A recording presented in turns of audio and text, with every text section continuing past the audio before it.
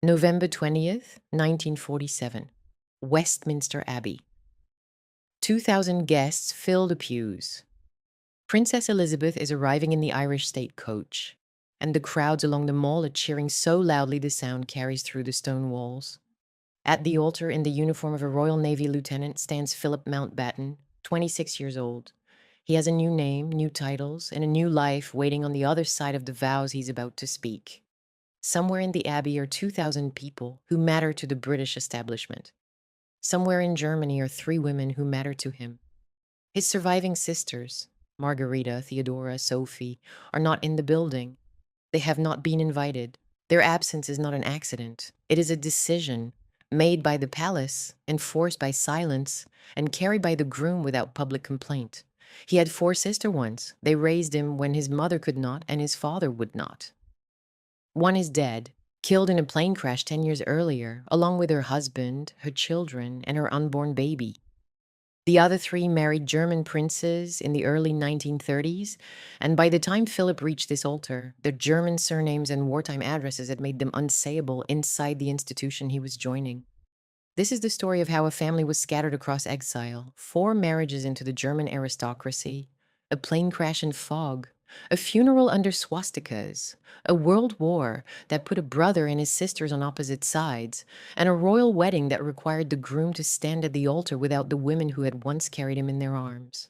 It spans 4 countries, 5 siblings, and one question the palace spent decades trying not to answer. To understand how a man could stand inside Westminster Abbey on the most important day of his life without any of the women who had raised him, you have to go back much further than the war. Much further than the politics. You have to go back to the beginning of a family that never quite had one fixed home, one stable country, or one version of itself that could survive contact with the century it had been born into. The family Philip Mountbatten came from was not, in any conventional sense, British. It was not German either, or Greek, or Danish, though it had claims on all of those identities and had lived at various points inside each of them.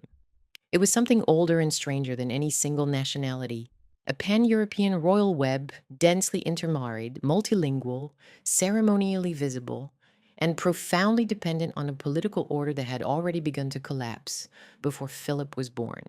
On his father's side, he was a prince of Greece and Denmark, a member of the House of Glucksburg, connected by blood and treaty to the Scandinavian thrones.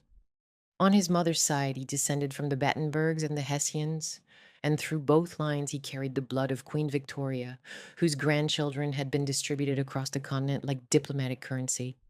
But before the disasters, this kind of pedigree had meant prestige, access, seasonal movement between palaces, and the comfortable assumption that rank would always translate into safety. By 1947, it meant something else entirely. It meant entanglement. It meant that any serious examination of the groom's family would lead within minutes to connections that post-war Britain could not comfortably absorb.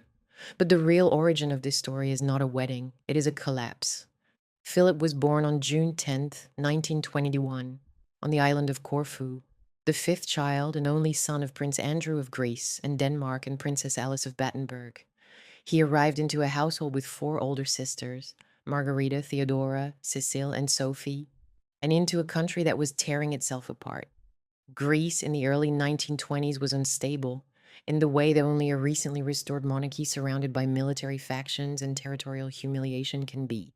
The country had fought the Greco-Turkish War and lost catastrophically, and the political consequences of that defeat were being felt throughout the military and the royal family.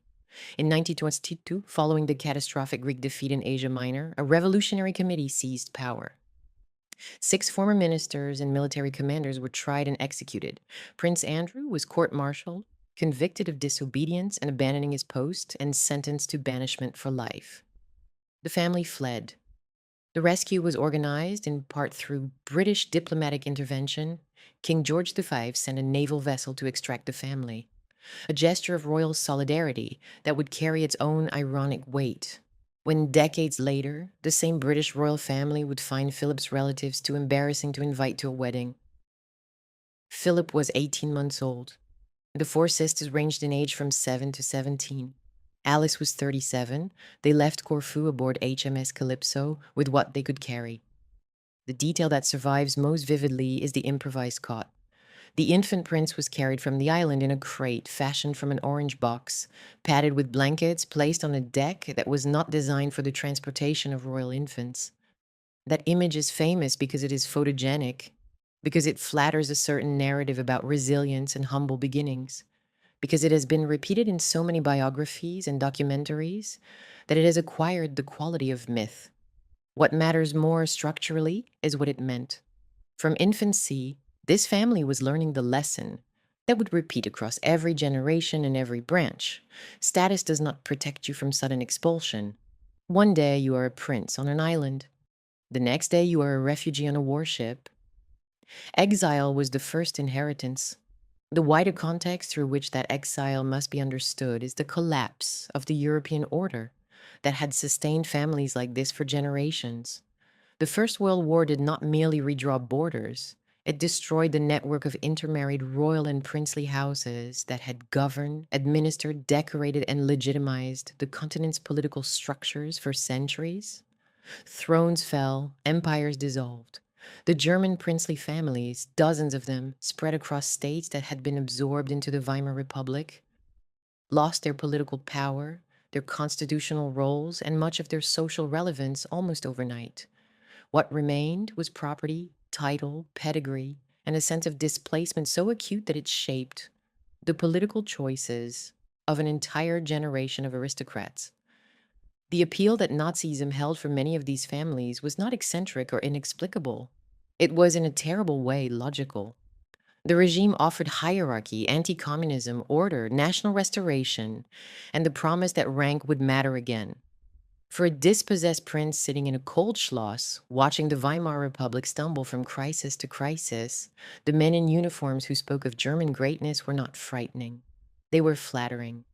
That broader pattern is essential to understanding what happened to Philip's sisters. They were not four inexplicable women who stumbled into bad marriages.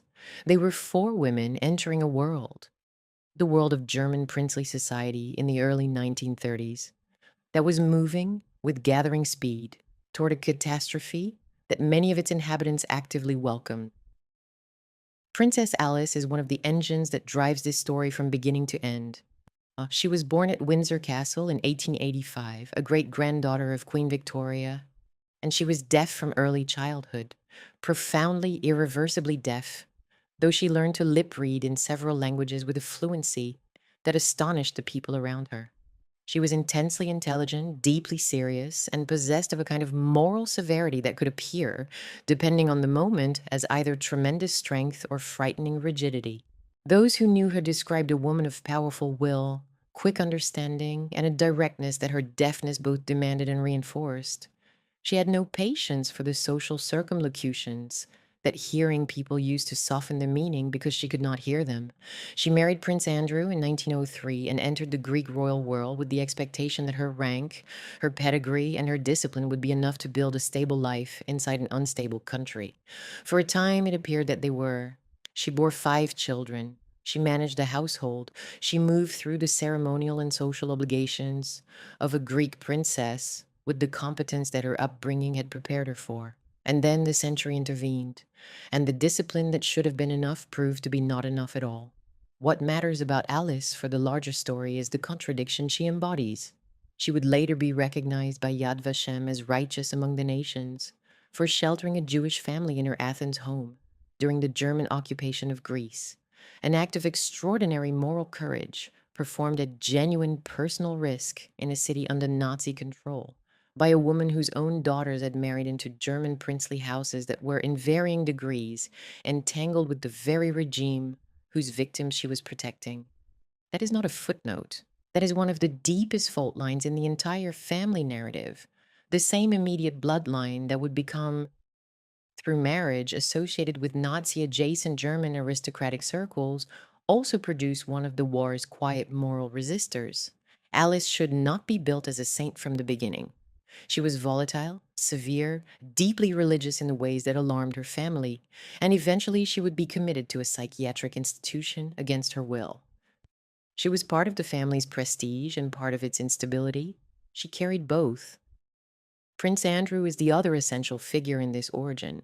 He enters the story as a soldier prince whose military career ends in public humiliation, and he never entirely recovers. By the accounts of those who knew him, he was charming, socially graceful, capable of enormous warmth, and fundamentally unreliable as a father and husband. He was the kind of man who could joke his way through catastrophe, while failing to provide the solidity that the people closest to him needed. After the exile from Greece, his presence in his children's lives became increasingly intermittent. He drifted toward Paris, toward his own social world, toward the life of a displaced prince who had been stripped of everything except his title and his capacity for enjoyment. That mattered enormously for the children. They did not inherit a settled household. They inherited dislocation, improvisation, and the knowledge that the adults who should have been holding the center had, for different reasons, let it go. And then there were the children themselves, 5 of them, 4 elder girls and 1 much younger boy. The royal family's own biographical page names them in the order of their arrival. Margarita, born in 1905, Theodora, born in 1906, Cecile, born in 1911, Sophie, born in 1914, and then Philip, born in 1921, the last, the only son, separated from his nearest sister by 7 years and from his eldest by 16. That gap is important. In practical terms, it meant that Philip's earliest emotional world was shaped less by his parents, one increasingly absent, the other increasingly fragile, than by his older sisters, who mothered him, managed him, carried him through the chaos of a family in transit. They were the first stable presence in his life. Later, the palace would ask him to enter a new dynasty without publicly carrying them with him. And the reason that request carried such weight is that it was not asking him to leave behind distant relatives. It was asking him to leave behind the women who had functioned in the wreckage of his childhood as his first family. Princess Margarita, the eldest, should be understood as the sister who most clearly embodied the expected pattern. She was born in 1905, steady in temperament, socially legible, and she did what daughters of displaced European royals were expected to do. She married well. Her husband was Gottfried, Prince of Hohenlohe-Langenburg, a member of a German princely house with its own deep roots in the old continental order. The marriage placed her inside a world that Britain would later find embarrassing, but at the time it was simply the world she belonged to. Margarita's thread in this story is not one of flamboyance or crisis. It is one of quiet adaptation, a Greek-born princess absorbed into a German milieu, carrying a family name that grew heavier with every passing year of political upheaval. Princess Theodora, born in 1906, provides the most useful counterweight. She married Berthold, Margrave of Baden, and lived at Salem, where the educational institution that would later shape Philip's own schooling was based. The Baden branch appears less deeply entangled with the Nazi regime than other households into which the sisters married, and that distinction matters because it prevents the documentary from collapsing all 4 sisters into one story. Theodora's marriage still placed her on the German side of Britain's wartime divide, but the temperature of her household was different. Not every sister responded to German political reality in the same way. Not every husband carried the same degree of ideological proximity to the regime. Not every home became equally contaminated. That unevenness is part of the truth, and flattening it would betray it. Princess Cecile, born in 1911, is the emotional center of the sibling story. By the accounts that survive, she was the sister Philip loved most openly, the one whose presence in his life carried the most warmth, the most ease, the most sense of unconditional belonging. The other sister mattered to him. They all did, and the bond between them was real. But Cecile occupied a particular place in the emotional geography of his childhood. She was close enough in age to feel like a companion rather than a surrogate parent, and old enough to provide the kind of stable affection that the adults in his life were failing to offer. She was the sister who made him feel, when everything else was uncertain, that somewhere in the world there was a person who knew him completely and loved him without reservation. She married Georg Donatus, hereditary Grand Duke of Hesse, in 1931, and she had children, and she moved into a house and a role that looked for a time like everything the family had been trying to reconstruct since Greece. That appearance of stability is essential to the story's architecture. The audience must feel that one branch of the family had genuinely arrived somewhere, had built something worth inhabiting, had created the kind of domestic warmth that the family's earlier dislocations had denied them. Because the story does take it away, and when it does, it takes it with a violence that would mark Philip for the rest of his life. Princess Sophie, born in 1914, is the most politically combustible figure among the four. She married Prince Christoph of Hesse in 1930, and Christoph is the clearest direct connection to Nazi power in the immediate family network. The scholarship on the Hesse-Kassel princely world describes a household that was not merely adjacent to the regime, but deeply woven into its social and institutional fabric. Christoph held party membership and a role in the Luftwaffe. Sophie's household, therefore, becomes the story's most direct access point to elite Nazi society. The dinners, the uniforms, the seductive normality of power, when viewed from inside the drawing rooms of those who benefited from it. She cannot be written as a villain. The more honest dramatic line is that she entered a world whose danger was masked by rank, by intimacy, by the social codes that made complicity feel like belonging. She was 26 years old when she married. She was a princess without a country, looking for a place to land. The place she landed was the one that history would find hardest to forgive. Prince Christoph of Hesse deserves his own thread. He was not merely Sophie's husband. He was one of the figures through whom the story gains access to the psychology of aristocratic accommodation to fascism. The German princely houses after 1918 had lost political power, social relevance, and the certainty that their world would continue. Nazism offered many of them something irresistible: hierarchy, anti-communism, order, and the promise that rank would matter again. Christoph moved inside this world with apparent conviction. His party involvement, his military role, his proximity to the apparatus of the regime. These were not passive inheritances. They were choices, made inside a context that this story must render honestly.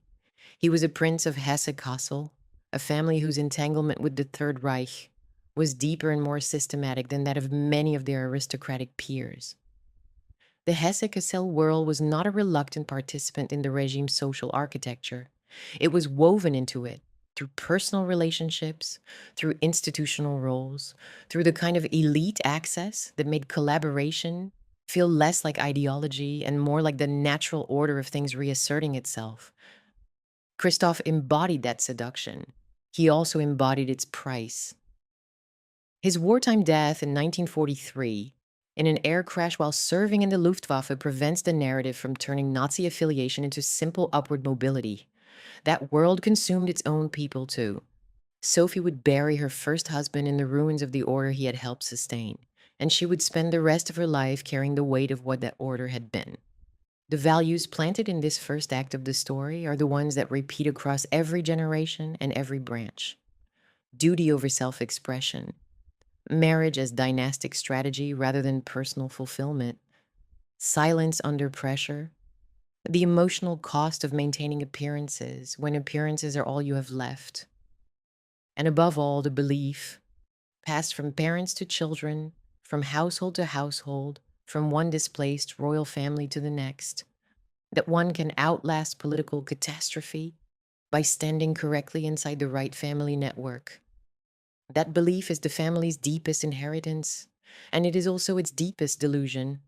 Pedigree could buy access. Pedigree could buy insulation. What pedigree could not buy was protection. Not from exile, not from war, not from the consequences of marrying into the wrong country at the wrong moment in history. Philip, the youngest, the only brother, carries the thread that binds every act. He is the exiled child, the boy of institutions, the teenager who loses his favorite sister, the young man who fights for Britain, the consort who enters the most visible family in the world by publicly cutting away the one he was born into. His official biography is skeletal. Born in Corfu, 4 older sisters, educated in Britain and Germany, renounced his Greek and Danish titles in 1947, took the name Mountbatten, married Princess Elizabeth. But the emotional architecture beneath those facts is far more complex. What does it do to a boy to lose his home before he can remember it? to watch his mother disappear into illness, to feel his father recede into absence. And then, just as he is old enough to understand what loss means, to have the sister he loves most taken from him in the most violent way imaginable. And then, having survived all of that, to be told that entry into his new life requires the public erasure of the women who remain. There is a particular kind of resilience that children develop when the adults around them cannot be relied upon. It is not the resilience of optimism. It is the resilience of low expectation, the capacity to function without the supports that other children take for granted, to form attachments to institutions rather than individuals, to build an identity around competence and duty rather than love. Philip's later reputation for bluntness, for discipline, for emotional reserve, for a refusal to sentimentalize makes more sense when set against the background of what he was navigating before he turned 18.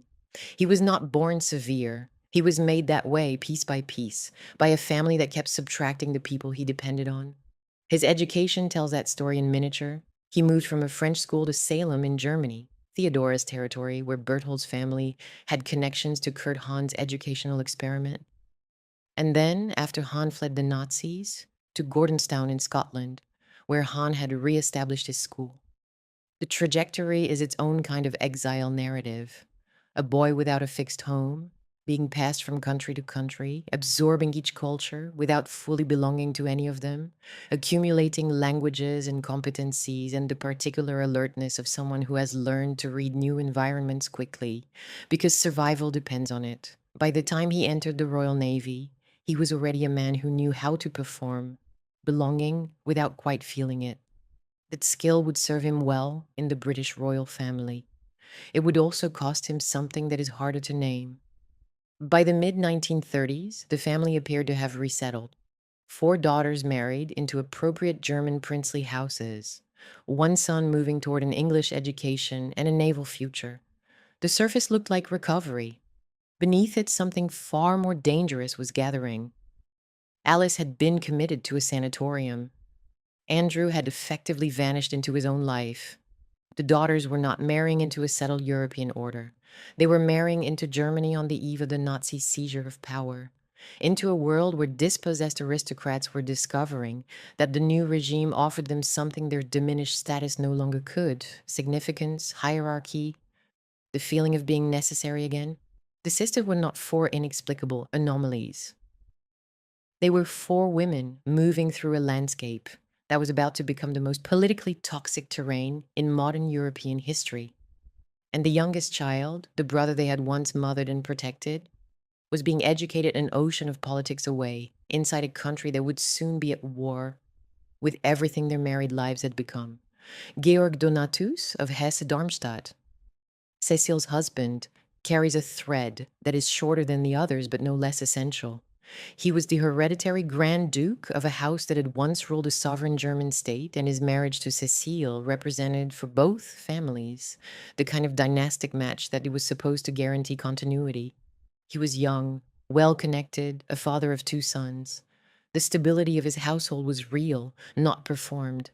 And that is precisely what makes its destruction so devastating. When the story takes Georg Donatus away, it does not take away a symbol. It takes away the one branch of the family that had actually built something worth inhabiting. And then there is King George VI, who enters this story late but decisively. He is not a villain. He is something more interesting and more painful. A cautious man, a wartime king, a father whose daughter is about to marry a man with a family history that the nation he governs cannot easily absorb. George VI understood what the 1947 wedding needed to mean. It needed to mean renewal, Allied victory, British continuity, post-war hope. It could not mean a careful examination of the groom's 4 sisters and the German princely world they had married into. His decision, or his acquiescence in the decision to exclude the sisters from the guest list, was not malicious. It was institutional. It was the monarchy doing what monarchies do, simplifying a complicated human reality into a clean public image. The cost of that simplification would be carried not by the institution, but by the man standing at the altar. There is something about the order of those marriages that is worth sitting with for a moment, because it tells you how quickly the family moved to redistribute itself across the German princely landscape, and how little time elapsed between the first wedding and the catastrophe that would define all of them. Sophie married Christoph of Hesse in December 1930. Cecil married Georg Donatus of Hesse in February 1931. Margarita had married Gottfried of Hohenlohe-Langenburg in April 1931. Theodora married Berthold of Baden in August 1931. 4 weddings in the space of roughly 20 months. 4 Greek-born princesses, ranging in age from 16 to 26, entering 4 different German princely households in a country that was less than 2 years from putting Adolf Hitler in the chancellorship. The pace of it alone tells you something. These were not leisurely courtships conducted in peacetime confidence. They were the rapid placements of a displaced family seeking to anchor itself before the ground shifted again. The marriages were acts of hope disguised as acts of tradition, and the tradition they were relying on, that European royalty could always find safety inside another branch of its own vast cousinhood, was already obsolete. They just did not know it yet. For a brief window, the arrangement appeared to work. Cecile settled into her life in Hesse-Darmstadt with Georg Donatus, and by the accounts that survive, their household had a quality of genuine warmth. 2 sons arrived, Ludwig in 1931 and Alexander in 1933, and the family took on the shape of something stable, domestic, even happy. Theodora at Salem inhabited a different atmosphere, more intellectual, more austere, shaped by the proximity of Kurt Hahn's school and its emphasis on rigor and self-discipline. Margarita in Hohenlohe-Langenburg lived the most quietly traditional of the sisters' new lives, embedded in provincial German aristocratic culture, managing a household, raising children, fulfilling the duties of a princess consort in a world that still ran, despite everything, on precedents and seasonal routine. And Sophie, the youngest of the sisters, was in Berlin and then within the Hesse-Kassel orbit, married to a man who was moving closer to political power with every passing month. Each of these households had its own texture, its own emotional temperature, its own relationship to the political reality gathering outside its walls. That is one of the great advantages of the long format. The viewer should feel the distinctness of each sister's world, not 4 interchangeable German marriages, but 4 separate lives, 4 different domestic bargains, 4 individual women trying to become legible inside the societies they had entered. Because what came next would treat them as though they were all the same. The palace, the press, and the post-war British imagination would flatten them into a single category, Philip's German sisters, and the flattening would be one of the quiet cruelties of the story. Philip's position during these years is crucial, and it is a position defined by absence. He was the youngest by a wide margin, increasingly educated away from the women who had once buffered his early life. And by the early 1930s, he was moving through a succession of schools in France, Germany, and England, while his sisters were becoming wives and mothers in households hundreds of miles away. He visited. Letters were exchanged. There were holidays, family gatherings, the occasional convergence of schedules. But the intimacy that had characterized his earliest years, the years when the sisters were his functional mothers, his playmates, his emotional anchors, was being stretched thinner and thinner by geography, by education, and by the diverging tracks of their respective lives. He was becoming a boy of institutions. They were becoming women of German princely houses. The distance between those 2 trajectories would eventually become unbridgeable, but not yet. Not quite yet. In the mid-1930s, family still felt like something that could be held together across borders. That belief would not survive the decade. And underneath the silk and the wedding portraits and the children arriving in appropriate succession, the cracks were already visible for anyone willing to look. Alice's mental collapse belongs here, not as a dramatic aside, but as a structural fracture that reshapes everything. In the late 1920s, her behavior had become increasingly erratic, increasingly dominated by religious obsession, and what her family and physicians described as a detachment from reality. In 1930, she was committed against her will to a sanatorium in Switzerland. The diagnosis, framed in the language of the time, was a form of schizophrenia. She would remain institutionalized, effectively separated from her children and her husband for years. The mother vanished. That fact lands with a particular kind of weight when you consider that the sisters were marrying into their new lives at almost exactly the same moment. They were not launching into German princely households from the stability of a functioning family home. They were leaving a home that had already ceased to function. Alice was gone. Andrew was present in body, but increasingly absent in every way that mattered. The children were managing the transition from adolescence to adulthood with the emotional infrastructure of a family that had already privately fallen apart. Andrew's drift deserves its own beat.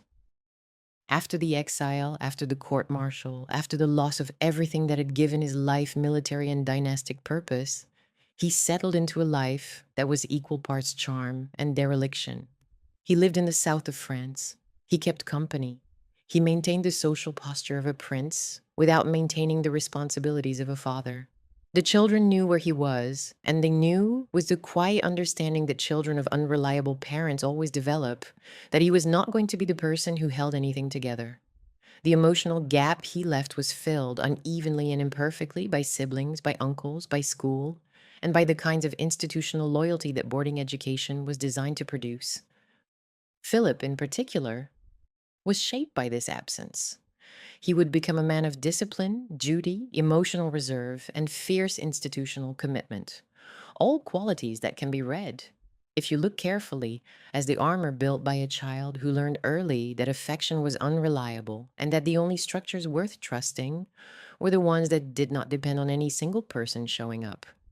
That is where the story stood as the decade turned.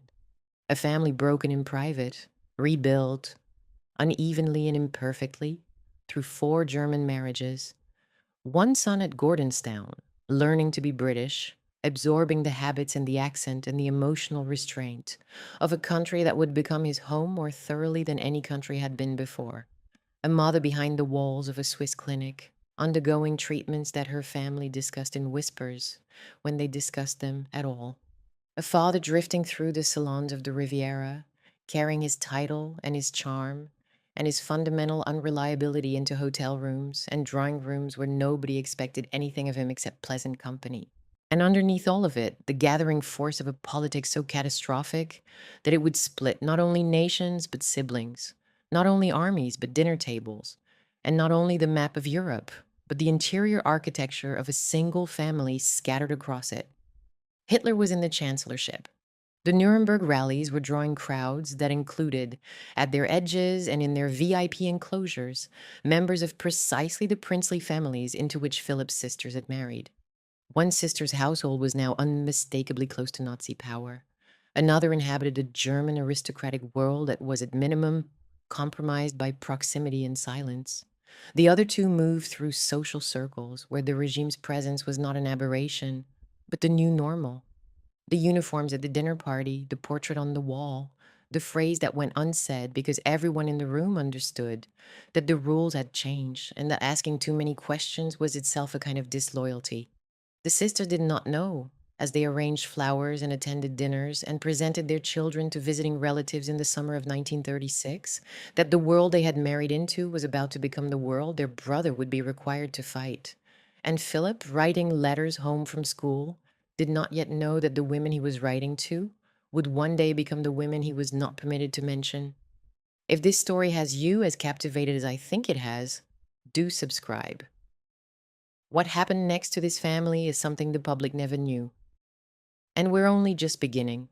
The illusion held longest from the inside, from within the households the sisters had built. Life in the early and mid-1930s could appear not merely functional, but genuinely rich. Cecile's home in Hesse-Darmstadt had the particular warmth of a young family finding its rhythm. 2 small sons, a husband who loved her, rooms that felt occupied rather than merely staffed, the daily routines of a household that was, for all its aristocratic trappings, recognizably domestic, nappies and nursery schedules and the mundane negotiations of married life. Georg Donatus was not an ostentatious man. He was a Grand Duke by inheritance, But by temperament, he was domestic, attentive, and more interested in the private satisfactions of family life than in the ceremonial apparatus that his title still technically commanded. The Hesse-Darmstadt house had once ruled a sovereign German state, but the sovereignty had been swept away by the Revolution of 1918, and what remained was the property, the name, and the social standing that attached to both. Georg Donatus inhabited the diminished inheritance with a grace that several biographical sources note as genuine rather than performed. He loved his wife. He was devoted to his sons. The marriage was, by the evidence available, one of the real successes in this story, a match that had been arranged along dynastic lines, but that had also improbably produced the kind of mutual affection that makes a house a home. Cécile was pregnant again by the autumn of 1937. The household was expanding. The future looked, if not certain, then at least legible. It was possible, inside those rooms, to believe that the worst was behind them. Theodora at Salem inhabited a different world. The atmosphere was shaped less by domestic warmth than by intellectual seriousness. Bertold of Baden was quieter, more reserved, and the household's proximity to Kurt Hahn's educational project gave it a character that set it apart from the other sisters' homes. Salem was not merely an estate, it was an institution, and Theodora's life there had something of the institution about it, structured, purposeful, oriented toward ideas rather than spectacle. Of the four sisters, she was perhaps the one whose marriage most closely resembled a partnership of minds rather than a partnership of status. That distinction would matter later, when the question of relative complicity arose, because the Baden branch operated at a greater distance from the centers of Nazi power than the Hesse-Kassel world that surrounded Sophie. Margarita in Hohenlohe-Langenburg lived the most traditionally aristocratic of the sisters' lives. Gottfried was a prince of an old and thoroughly provincial house, and Margarita slipped into the routines of a German princess consort. The estate management, the local social obligations, the seasonal calendar of visits and entertainments, with what appears to have been genuine ease. She was the eldest of the sisters and the most temperamentally suited to the expectations of the world she had entered. Her household was not dramatic, it was solid, and in a family that would soon be defined by its relationship to catastrophe, solidity counts as its own kind of distinction. Sophie's life was the one that carried the most visible charge. In Berlin, and then within the Hesse-Kassel orbit, she was married to a man whose trajectory was moving unmistakably toward the center of National Socialist power. Christoph's party membership was not a formality. His role in the Luftwaffe was not decorative. The household Sophie inhabited was one in which the regime was not a distant political reality discussed in abstract terms over dinner, but an immediate presence in the guests who visited, in the uniforms that appeared at the table, in the language that was used and the language that was not. Whether Sophie herself held the ideological convictions of her husband's circle, or whether she simply inhabited the world her marriage had placed her inside, is a question the surviving evidence does not answer cleanly. What the evidence does make clear is that her household was closer to the machinery of the Nazi state than any of the other sisters' homes, and that proximity would later become the sharpest point of British embarrassment when the question of Philip's family arose. There is a distinction that matters here, and the documentary must hold it carefully. The difference between guilt by marriage and guilt by conviction. Sophie married Christoph when she was 16 years old. She was a displaced Greek princess without a country, entering a household that her family considered appropriate. She did not choose Nazism. She chose, or more accurately, she was steered toward, a husband whose world subsequently became Nazi. That does not exonerate her. It does not render her a passive victim. But it complicates the easy narrative of complicity in ways that deserve to be spoken aloud. Because the complication is part of the truth, and flattening it would serve the same dishonesty that the palace would later practice when it flattened all four sisters into a single category of embarrassment. The same distinction applies in different proportions to each of the other households. Margarita's marriage to Gottfried of Hohenlohe-Langenburg placed her inside a princely house with its own associations. Cécile's marriage to Georg Donatus brought her into the Hesse-Darmstadt orbit, which overlapped at its edges with the wider Hesse world. Theodora's marriage to Berthold of Baden was the cleanest, the most distant from the regime's inner circles, but even the Baden world was not untouched. The broader scholarship on the German aristocracy under Hitler makes this point emphatically. There were very few princely houses in Germany that emerged from the 12 years of Nazi rule without some form of accommodation, whether through party membership, military service, social attendance, or the kind of silent acquiescence that constitutes its own form of collaboration. The sisters were not exceptional. They were typical of a class, a milieu, a moment in European history when the aristocratic world discovered that the new regime required either resistance or participation, and that resistance was both dangerous and for many temperamentally impossible. But the best years were also the years when everything that would destroy them was already in motion, visible to anyone outside the drawing rooms and nurseries. The Nazi consolidation of power was not a slow seepage. It was rapid, systematic, and it reshaped the social terrain of German aristocratic life within months of Hitler's appointment as chancellor in January 1933. The princely families who had hedged, who had waited, who had assumed that the regime would moderate itself or collapse, found themselves absorbed into a new social order in which neutrality was increasingly difficult to maintain. Attendance at events became expected, affiliations became public. The old aristocratic networks that had once operated on family connection and shared pedigree were now shot through with political obligation, with the awareness that refusal carried consequences and that compliance carried rewards. The mechanism was not crude, it was, for the most part, social. An invitation to a reception, a request to lend a family name to a charitable initiative, a son's commission in the newly expanded Wehrmacht, a dinner at which the conversation turned as conversations in Germany were increasingly turning to the new direction of the country, and at which silence was understood not as dissent but as consent. The aristocracy had long understood the politics of the drawing room, and the regime understood the aristocracy's need for exactly the kind of recognition that political power could provide. It was a transaction conducted in the language of manners, and it was devastatingly effective.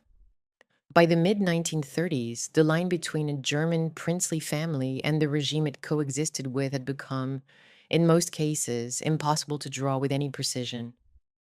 The sisters were inside this world, breathing its air, raising their children in its atmosphere, and the fact that they had arrived there through marriage rather than ideology made no practical difference to the optics. They were German princesses in Hitler's Germany. That was enough. No post-war British editorial writer was going to parse the distinction between a woman who had joined the party in 1930 out of conviction and a woman who had married a party member in 1930 out of family expectation. The category was the same. The embarrassment was the same. The political problem, when the time came to present Philip as a suitable husband for the future Queen of England, was the same. Alice's absence hung over all of it. She was in the sanatorium, undergoing treatments that the family discussed in private and that biographers would later describe with varying degrees of clinical precision. What matters for the narrative is not the diagnosis, but the void. The mother was gone.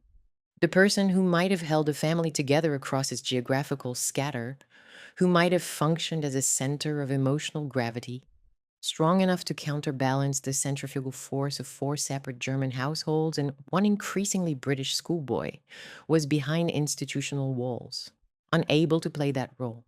The children managed without her. They wrote letters, they visited when they could, they continued their separate lives. But the structural absence of Alice meant that there was no one whose authority and love could override the political divisions that were opening beneath the family. Each sister was on her own. Each marriage was its own island. And Philip, furthest away and youngest of all, was navigating adolescence with the knowledge, carried quietly, perhaps not fully articulate even to himself, that the family he came from had no center to return to. Andrew's absence was of a different kind. He was alive, accessible, and fundamentally uninterested in the hard work of fatherhood. His life on the Riviera continued. His charm continued. His failure to provide structure, emotional presence, or practical support for his children continued. There is something particularly corrosive about a parent who is not dead, not ill, not imprisoned, but simply elsewhere by choice. The children of genuinely absent fathers can at least construct a narrative of necessity. The children of fathers who choose distance are left with a more difficult truth. They were not enough to hold him. Andrew's drift mattered not because it caused any single crisis, but because it ensured that every crisis the family faced would be faced without the steadying presence of a functioning patriarch. The sisters married young, in part because there was nothing at home to keep them. Philip went to boarding school, in part because there was nowhere else for him to go. The family scattered because the center had already emptied. Philip's position during these years deserves its own careful attention because his distance from the sisters was not merely geographical, it was emotional, developmental, and increasingly cultural. At Gordonstone, he was learning a particular kind of Britishness, or more precisely, a particular kind of upper-class international Britishness that valued physicality, discipline, team loyalty, and emotional restraint above all else. The school was Kurt Hahn's creation, transplanted from Salem after Hahn's flight from Nazi Germany, and it operated on a philosophy that distrusted introspection and prized action. Philip thrived in that environment in the way that children from chaotic homes often thrive in highly structured ones. The rules made sense, the expectations were clear, the rewards were visible. What the school did not provide, and was not designed to provide, was a space for processing the kind of loss and dislocation that Philip was carrying. He became competent, confident, physically brave, and socially adept. He also became, by the accounts of those who knew him in this period, emotionally self-contained in a way that struck some as strength, and others as something closer to armor. He kept in touch with his sisters through letters and occasional visits, but the texture of those relationships was changing. They were adults with households and children. He was still a teenager learning to sail and to lead and to survive the particular rigors of a Scottish boarding school, built on the belief that cold showers and cross-country runs were the foundations of character. The intimacy of early childhood, the years when the sisters had mothered him, carried him, made up for the absence of the adults who should have been doing those things, could not survive the distance, the time, and the diverging trajectories. It became, like so much in this family, a memory that was real but no longer accessible. Something that had happened that still mattered, but that could not be retrieved or sustained across the widening gap between who they were and who he was becoming. And then the thing that everyone in this story had been building toward without knowing it, the first real catastrophe, the one that would mark Philip more deeply than exile, more deeply than his mother's illness, more deeply than anything except perhaps the later exclusion from his own wedding. Arrived on the afternoon of November 16th, 1937, Cecile was traveling from Darmstadt to London. She was heavily pregnant with her third child, and she was accompanied by her husband, Georg Donatus. Their two young sons, Ludwig and Alexander, Georg Donatus's mother, the Grand Duchess Eleanor, and a small group of attendants. They were flying to attend a wedding in London, the marriage of Georg Donatus's brother, Prince Ludwig of Hesse, to a British bride. The journey should have been unremarkable. A routine flight, a family occasion, the kind of trip that the intermarried princely families of Europe made as a matter of course. The Junkers Ju 52 took off from Ostend in Belgium in poor weather. What happened next has been established by the investigation that followed. The aircraft struck a factory chimney as it approached for landing in heavy fog near the town of Steen, crashed and broke apart. There were no survivors. Cecile was 26 years old, Georg Donatus was 31, Ludwig was 6, Alexander was 4, the Grand Duchess Eleonore was 66. A newborn infant, delivered in the wreckage of the crash, evidence that Cecile had gone into premature labor during the flight, perhaps triggered by the turbulence or by the terror of realizing something had gone wrong, did not survive.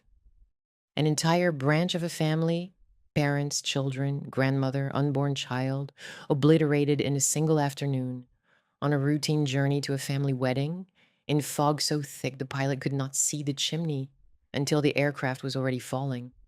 There is something about that death toll that resists narrative. It is too complete, too annihilating. The mind wants to negotiate with it, to find one survivor, one moment of mercy. There is none. A single person's death in a plane crash is a tragedy that can be absorbed into the rhythm of a story. The destruction of an entire family unit, Parents, children, grandmother, the baby who never drew a breath outside the wreckage, operates on a different scale. It does not merely remove characters from the narrative, it removes the future that those characters represented. Cecile's household had been the proof that the family could rebuild, that the displacement and the dysfunction could produce something stable and warm and real. The crash did not just kill the people on board, it killed the possibility they had embodied. It killed the argument that everything would be all right. The news traveled through the family in the way that catastrophic news always travels through families scattered across borders, unevenly, with different members learning it at different times in different circumstances, with different degrees of context. Philip was 16 years old. He was at Gordonstoun in Scotland when the news reached him. The precise circumstances of how he was told vary between accounts, but the core fact is not in dispute. The boy who had already lost his home, his mother to illness, and his father to indifference, now lost the sister who had been, in the emotional economy of his childhood, the closest thing he had to a stable, loving center. By every account, he was devastated. The grief was not the quiet, managed grief of a boy who has been taught to absorb loss with dignity. It was raw, visible, and by the testimony of those who were around him, it marked him in a way that nothing before had. There is a before and after to this moment in Philip's life. Before the crash, he was a displaced boy making the best of things. After it, he was something different, someone who had learned at 16 that the people you love can be taken from you completely, without warning, without logic, without appeal. The funeral was held on November 23rd, 1937, in Darmstadt. It was a state occasion in all but name. The Hesse family was one of the most prominent princely houses in Germany, and the deaths of a hereditary Grand Duke, his wife, his mother, and his children commanded the attention of the entire German aristocratic world. Philip traveled to Germany for it, accompanied by his uncle Lord Mountbatten, and what he walked into was a scene that would become one of the most politically charged images in his entire life, though he could not have known it at the time. Darmstadt in November 1937 was a city under full Nazi control. The funeral procession moved through streets lined with spectators. The funeral was attended by members of the German princely families, many of them in uniform, not the ceremonial uniforms of the old pre-war order, but the uniforms of the Third Reich.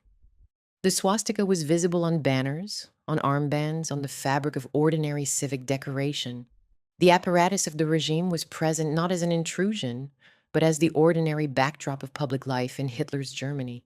And there, among the mourners, was a 16-year-old boy in a dark overcoat, walking behind the coffins of his sister, her husband, their children, and their grandmother, his face set in the expression of someone who is trying very hard to hold himself together in a situation that is designed to break people open. That single image does enormous work in this story. It fuses private grief with political horror in a way that neither element alone could achieve. The future Duke of Edinburgh, the man who would spend decades as the most visible consort in the world, is already present as a grieving teenager inside a funeral tableau that later Britain will want to forget. He is not complicit. He is not political. He is a child burying his sister in the only place where his sister can be buried, which happens to be a city controlled by a regime that will, within 2 years, plunge the continent into the most destructive war in human history. He did not choose the setting. He did not choose the uniforms that surrounded him. He chose only to be there because Cecil was dead and the funeral was where funerals happen and he was her brother. But the setting brands the moment with a meaning that goes far beyond personal loss. The boy who will fight for Britain is standing inside a world that Britain will spend the next decade trying to destroy. And the photograph, if photographs survive, and they do, will follow him for the rest of his life. A visual document that connects the future Duke of Edinburgh to a German funeral conducted under the shadow of swastikas. That is not a stain on Philip. It is a stain on the century that forced a 16-year-old boy to bury his sister in the capital of a tyranny. Alice reappeared at the funeral. After years of estrangement, after the sanatorium and the silence, and the long separation from her children, she came back into the family frame through grief. Her presence should not be read as reconciliation. It was something more complicated and more unsettling than that. Tragedy drew the family back into a single room, but it did not draw them back into wholeness. Alice stood among her surviving children at the funeral of the one who had been lost, and the image is one of raw, unresolved pain rather than restored connection. She had missed years of their lives. She had not been there for the marriages, the births, the slow accumulation of domestic reality that constitutes a family's middle years. She returned not for any of those moments. She returned for the catastrophe. The mother who had been absent during the living came back for the dying. And the symmetry of it, like terrible neatness of it, is one of the story's most quietly devastating details. The surviving sisters stood together at Darmstadt, and for a moment the family was physically reunited in a way it had not been for years. Sophie was there, heavily pregnant herself, a detail that carries its own terrible resonance, given that Cecile had been pregnant when she died.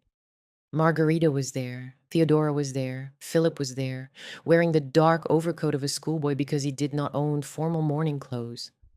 Alice was there, thin and severe and marked by the years of treatment.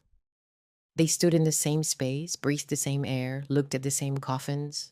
They mourned together, and the grief they shared was genuine, uncomplicated by the politics that surrounded it, rooted in the simple, devastating fact that people they loved were dead. But the reunion was an illusion created by disaster, and it would not hold. Within 2 years, Europe would be at war, and the geography that had made this gathering possible, the ability to cross borders, to move between countries, to treat the continent as a single family space, would be savored by armies, blockades, and the absolute division of combatant nations. Darmstadt in November 1937 was the last time Philip would stand freely with all his surviving sisters before the war, redrew the map of every relationship he had. There is one more detail that belongs to this section, and it is one of the story's cruelest footnotes. Cecile and Georg Donatus had left behind one surviving child, a daughter, Johanna, who had been too young to travel and had stayed behind in Darmstadt. She was 2 years old when the crash happened. She was taken in by Georg Donatus's brother Ludwig and his wife. She did not survive the decade. Johanna died in 1939 at the age of 4 of meningitis. The branch of the family that had represented stability, warmth, and the future was now entirely gone. Not reduced, not diminished, erased. 2 parents, 3 children, including the newborn, a grandmother, the whole gone within 2 years.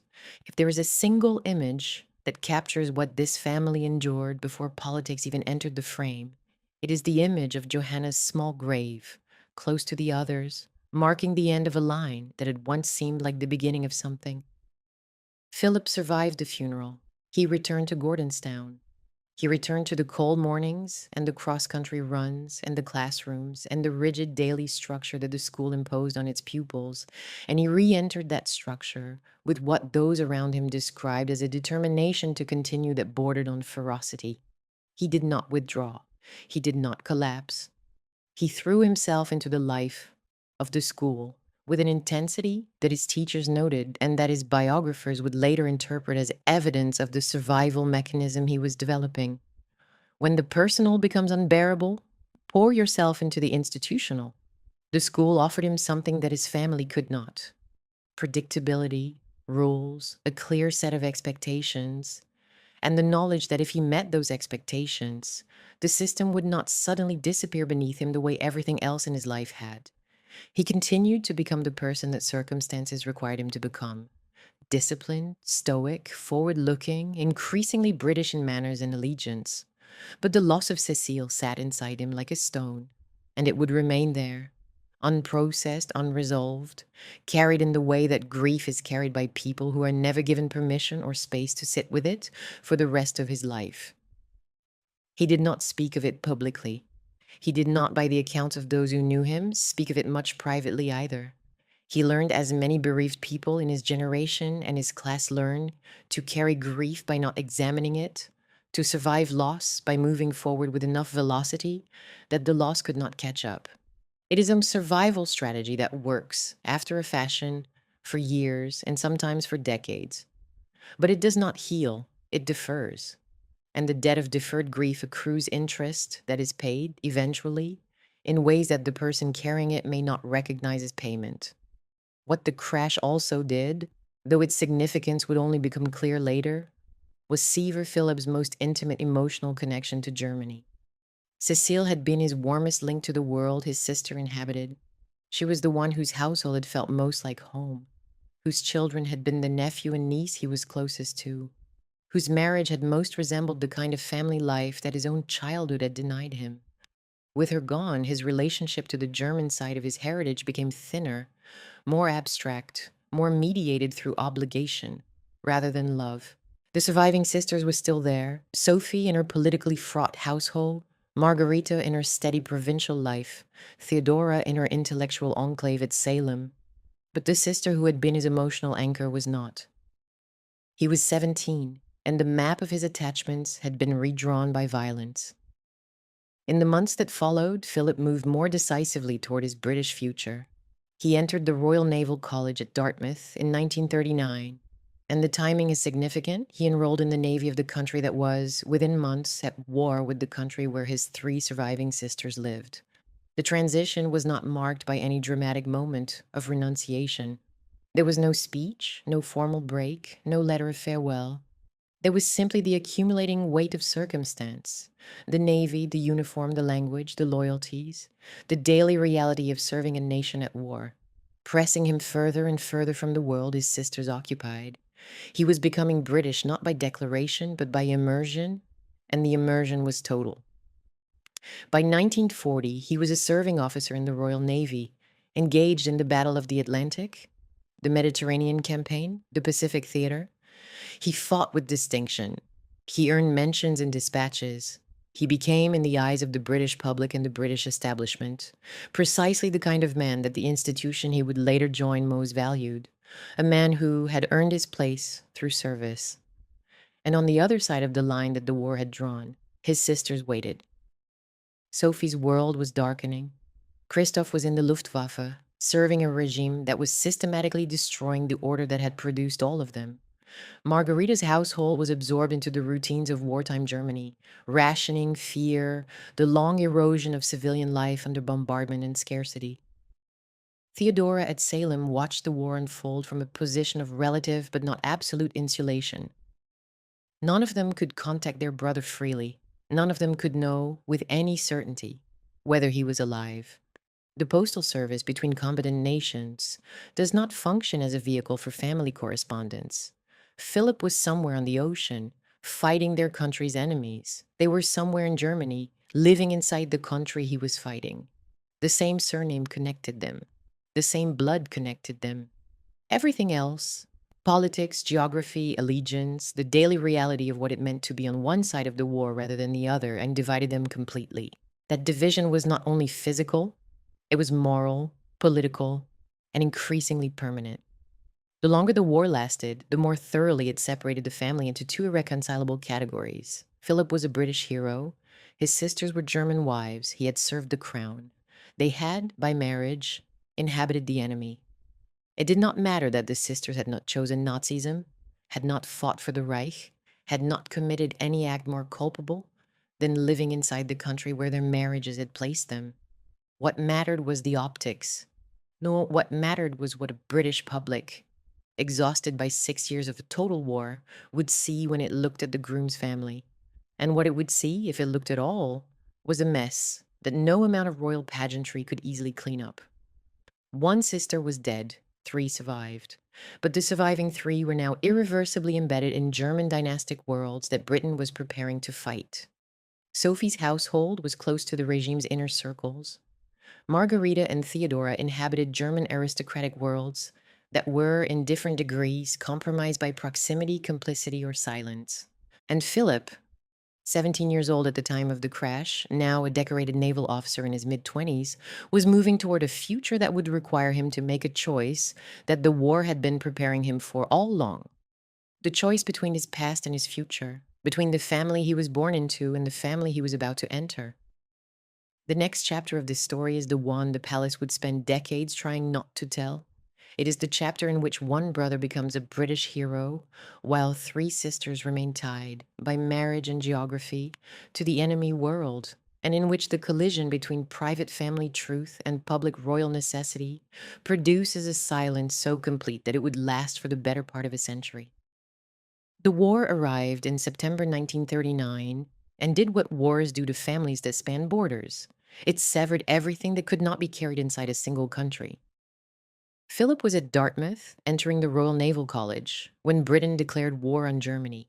His three surviving sisters were in Germany, inside the households their marriages had built, raising children, managing estates, and inhabiting a country that was now, in every legal and military sense, the enemy of the country their brother served.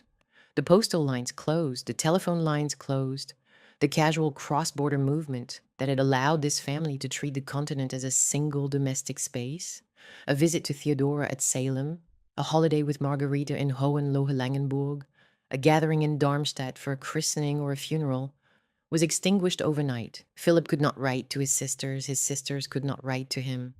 They became, for the duration of the conflict, people on opposite sides of a war that neither side of the family had wanted and that both sides were powerless to stop. The declaration of war did more than close borders. It recategorized people. Philip, who had been born a Greek and Danish prince, who had been educated in Germany, who had attended his sister's funeral in Nazi-controlled Darmstadt only 2 years earlier, was now a British naval cadet in training to fight the country where his surviving family lived. The metamorphosis that would be formalized in 1947 with the name change and the naturalization was already underway in practice. The Navy did not care about Philip's Greek title or his Danish blood or his German connections. It cared about his competence, his discipline, and his willingness to serve. Philip provided all three.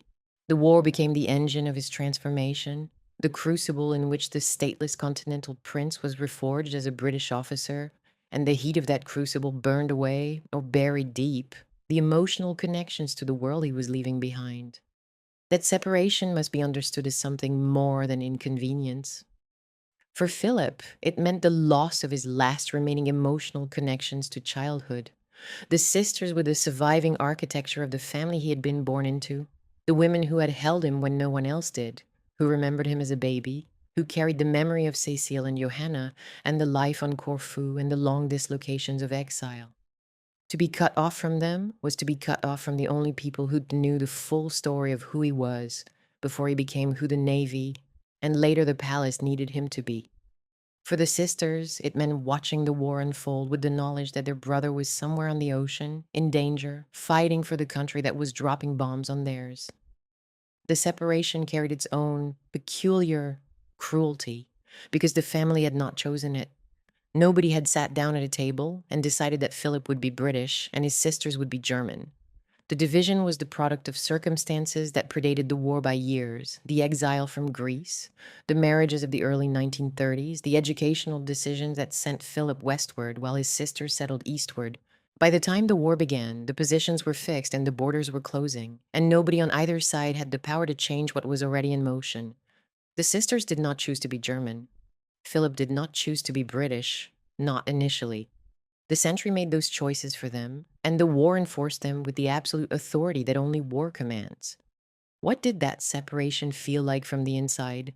The documents do not say, because letters were not exchanged and diaries from this period are either lost or unpublished.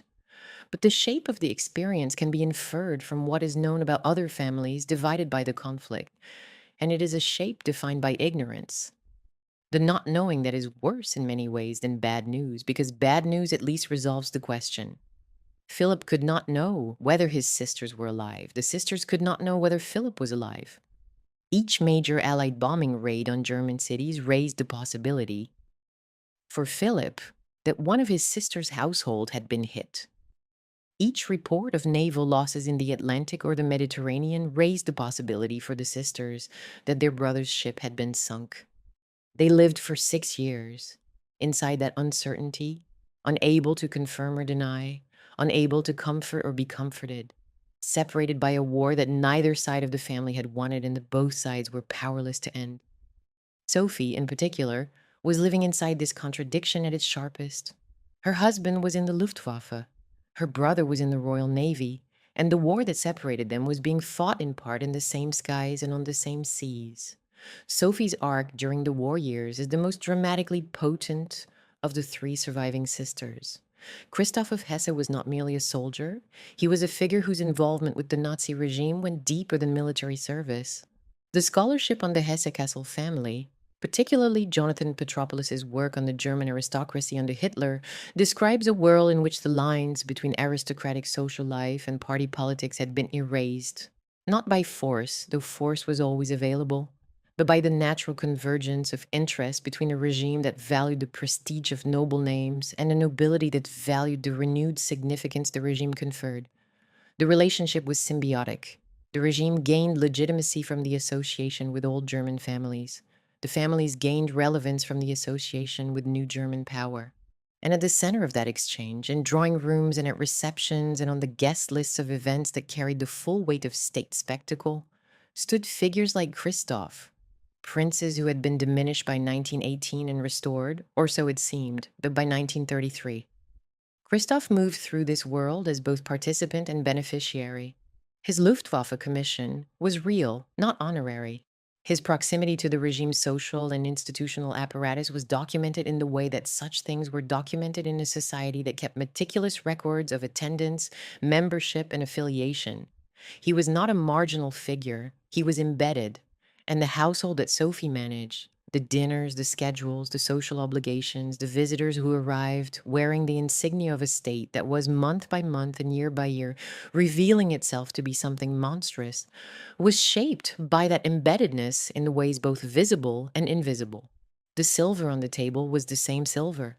The children slept in the same beds, but the context around those ordinary domestic details was anything but ordinary, and Sophie lived inside that context every day. Whether Sophie shared her husband's political orientation is a question that the available evidence does not settle. What it does establish is that she lived inside it, raised her children inside it, and carried the social identity of a woman married to a man who was, by any reasonable standard, a Nazi insider. That is not the same as being a Nazi. It is not the same as being innocent. It is the ambiguous territory that most people in these stories actually inhabited, the territory of proximity, accommodation, silence, and the kind of complicity that does not require ideology to function. Sophie was not a party theorist. She was not an ideologue. She was a woman who had married into a world at 16 years old and found that the world had changed around her, and that the change required her either to leave or to stay, and that leaving with children, without resources, without a country of her own to return to, was not a realistic option. She stayed. And then the war started, and staying became permanent because the borders closed and the choices narrowed, and the life she was living became the only life available. That staying is the fact that history judges. And it is also the fact that history finds hardest to judge fairly, because the question of what a woman in Sophie's position could reasonably have done differently has no clean answer. The comfortable moral clarity of hindsight, she should have left, she should have spoken up, she should have resisted, collapses when you try to apply it to the specific circumstances of a displaced princess with small children in a country at a war, married to a man whose connections were her only source of protection. The regime's victims were not the only people trapped inside it. Many of its beneficiaries were trapped too, in their own way, by the bargain they had made and the consequences of breaking it. Margarita and Theodora inhabited the war from positions of less direct political exposure, but equal practical danger. Germany under Allied bombardment was not a safe place for anyone, princess or otherwise. The great houses were requisitioned, the estates were disrupted, the rhythms of aristocratic life that had survived the First War and the Weimar years were finally, comprehensively broken by the Second. Margarita in Hohenlohe-Langenburg endured the war in the manner of thousands of German women of her class, managing a household with diminishing resources, protecting children from the worst of what was happening, and waiting for a resolution that she could not influence. Gottfried, her husband, served in the German military, not as a Nazi true believer, by the available evidence, but as a member of the German aristocracy, doing what the German aristocracy had always done in wartime, putting on a uniform and going where he was told. His service was unremarkable, which in this context is its own kind of statement. The Hohenlohe-Langenburg household was neither heroic nor villainous, it was compliant. And compliance, in Nazi Germany, was the air that everyone breathed.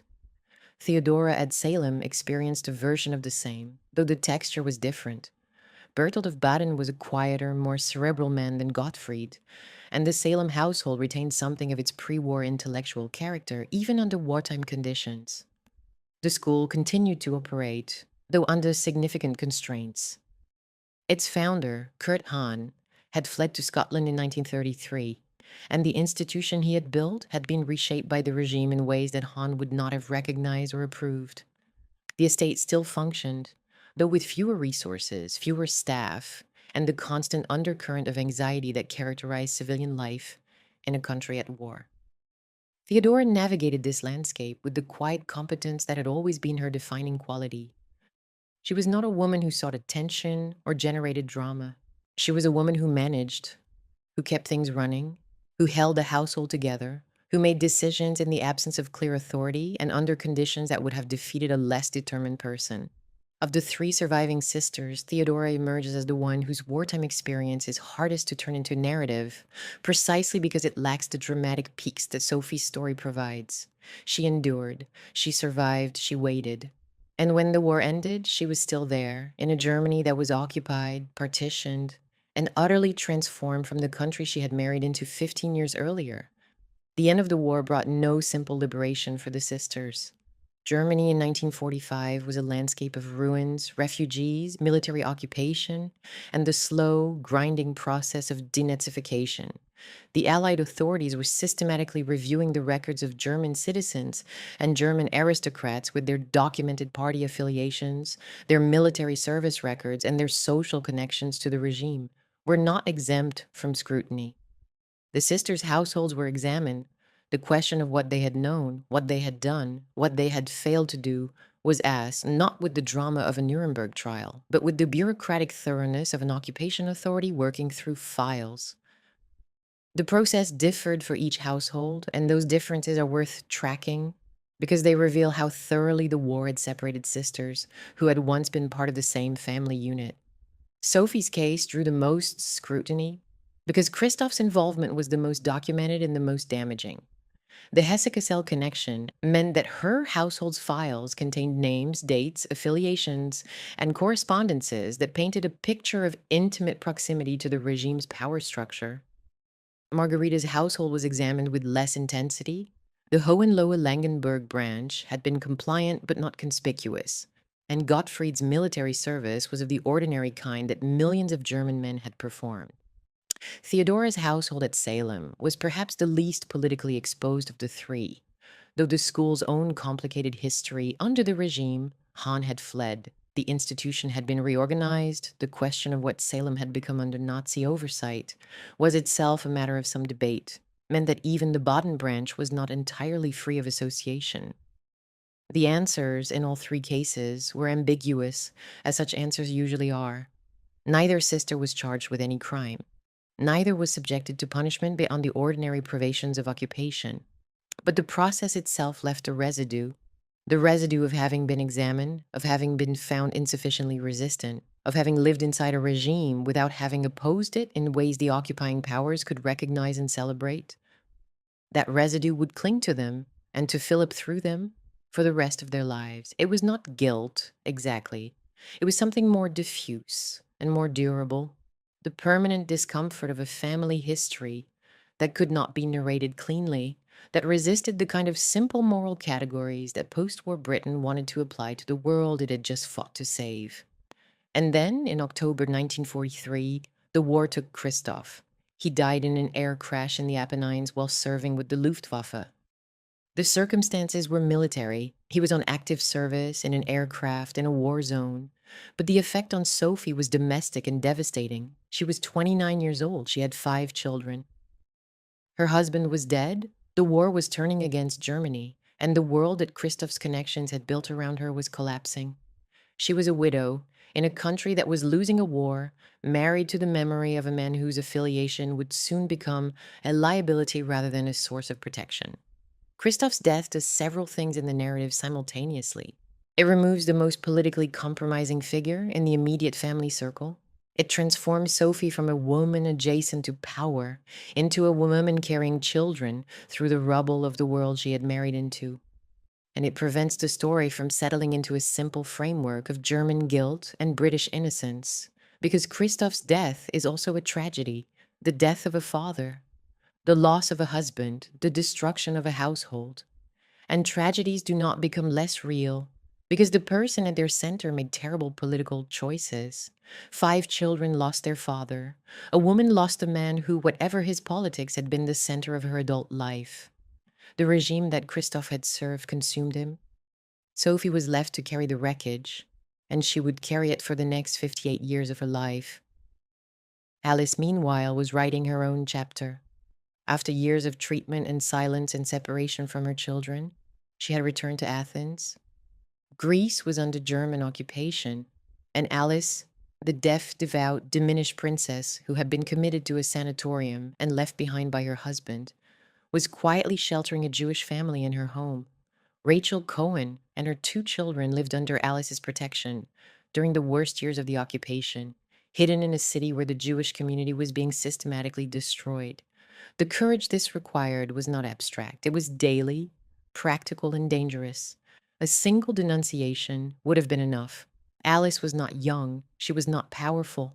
She was a princess without a functioning household, living on the charity of the Greek royal network, and she chose to risk what little she had to protect 3 lives that the occupying regime considered worthless. That fact sits inside this story like a counterweight. The same immediate family that produced Sophie's marriage to a Nazi insider also produced Alice's resistance to the regime her son-in-law had served. The mother who had been absent, institutionalized, dismissed as unstable, was performing an act of moral courage that none of her daughters, trapped inside their German marriages, their German households, their German obligations, had the freedom or perhaps the will to perform. Alice would later be recognized by Yad Vashem as righteous among the nations. The recognition came decades after the fact, but the act itself was performed in real time, in occupied Athens, by a woman whose own family would have found it politically awkward to discuss. The contrast with Philip during these same years is one of the story's most structurally powerful elements. While Sophie was burying her husband in the wreckage of German defeat, while Margarita was managing a household under bombardment, while Theodora was watching the world she knew at Salem diminish month by month, Philip was distinguishing himself in the Royal Navy. He served in the Mediterranean, where British naval power was contesting Axis control of the shipping lanes and the island bases that mattered. He served in the Indian Ocean. He was present in the Pacific Theater. He was mentioned in dispatches for his actions at the Battle of Cape Matapon in 1941, an engagement off the southern coast of Greece. The country his family had been expelled from, the waters his father had once sailed as a Greek officer, in which the Royal Navy inflicted a significant defeat on the Italian fleet. The ironies of geography folded in on themselves. Philip was fighting a war for Britain in the waters of a country that had banished his father, within sight of the coastlines where his family had once been princes. He was, by every measure that the British establishment valued, a man who had earned his place through courage, competence, and visible loyalty. The orphan boy from Corfu, the child of the orange box, the teenager who had walked through a Nazi funeral in Darmstadt, had become a British war hero. He had served for the entire duration of the conflict. He had been promoted through the ranks on merit. He had, in the eyes of the officers who commanded him and the men who served alongside him, conducted himself with distinction. The transformation from displaced continental prince to reliable British naval officer was, by 1945, complete, or very nearly so. What remained was the formality of making it official. That formality was complicated, and it was complicated precisely because of the sisters. Philip's relationship with Princess Elizabeth had begun, by most accounts, with a meeting at the Royal Naval College in Dartmouth in July 1939, when Elizabeth was 13 and Philip was 18. The princess had visited the college with her parents, King George VI and Queen Elizabeth, and Philip, as one of the cadets assigned to entertain the royal visitors, had made an impression. The story of their first meeting has been told so many times and in so many versions that it has acquired the smoothness of legend. The handsome young cadet, the smitten young princess, the beginning of a love story that would last 73 years. The legend is not wrong exactly, but it is incomplete because it omits the calculation that ran alongside the romance. Philip was not merely a handsome cadet. He was a prince of Greece and Denmark, a great-great-grandchild of Queen Victoria, a member of a European royal network that the British monarchy understood and valued. Lord Mountbatten, who had been instrumental in arranging the visit and who would later be instrumental in engineering the match, understood the dynastic arithmetic as well as anyone alive. Philip was a suitable candidate. The question was whether the baggage he carried, not personal baggage, but familial baggage, the kind that fills filing cabinets rather than suitcases, could be managed. The courtship that followed was long, epistolary, shaped by the war, and conducted under the awareness, on both sides, but particularly on the side of the royal family and its advisors, that the match carried political implications that went far beyond personal affection. Philip wrote letters. Elizabeth kept them. The relationship deepened across the distance of wartime service, sustained by correspondence and the occasional leave, growing slowly into the kind of attachment that the participants themselves seem to have understood, even at a young age, as permanent. Elizabeth was the heir presumptive to the British throne. Philip was a prince without a throne, without a country, without a fortune, and with a family history that included exile, displacement, mental illness, marital failure, and most problematically, 3 surviving sisters who had married German princes, one of whose husbands had been a documented Nazi insider, and the other 2 of whom had lived inside Hitler's Germany for the duration of the war. The palace saw the problem with surgical clarity. Philip was personally suitable. His naval record, his royal blood, his intelligence, and his evident affection for Elizabeth all spoke in his favor. But his family was a liability, not because of anything Philip had done, but because of what his sister's marriages represented in a country that was still burying its war dead and rationing its bread. 2 years after the end of the most devastating conflict in British history, the groom's family could not include women who had been living in Germany while London burned. The palace's response was characteristic of how institutions manage inconvenient truths. It did not confront the problem. It disappeared it. Philip was to be remade. His identity was to be trimmed, reshaped, and represented in a form that the British public could accept without asking difficult questions. The Greek titles would go. The Danish connection would go. The German sisters would not be mentioned. What would remain was a narrative clean enough to fit inside a wedding program and a press release. Philip Mountbatten, formerly of the Royal Navy, a man of proven loyalty and appropriate pedigree, ready to stand beside the future queen. The second part of the formality was the remaking itself. In 1947, in preparation for the engagement and the wedding, Philip became a naturalized British subject, renounced his Greek and Danish titles, and adopted the surname Mountbatten, his mother's family name, anglicized from Battenberg during the First World War because the original German name had been deemed unacceptable in a country at war with Germany. A detail that carries its own bitter echo in this story about the management of German associations. The name was chosen deliberately. It sounded British. It connected Philip to Lord Mountbatten, whose influence and ambition had been instrumental in engineering the match. And it buried the Greek and Danish royal connections beneath a veneer of Anglophone respectability. Those steps were presented to the public as administrative tidying, the kind of formal adjustments that foreign-born consorts had always made when entering the British royal family. Prince Albert of Saxe-Coburg and Gotha had been remade as a British prince consort when he married Victoria. The Battenbergs had become the Mountbattens. The House of Saxe-Coburg and Gotha had become the House of Windsor. Philip's transformation was, in this sense, entirely precedented. What was without precedent was the scale of what was being concealed behind the transformation. Albert had come from a small German duchy with no significant political complications.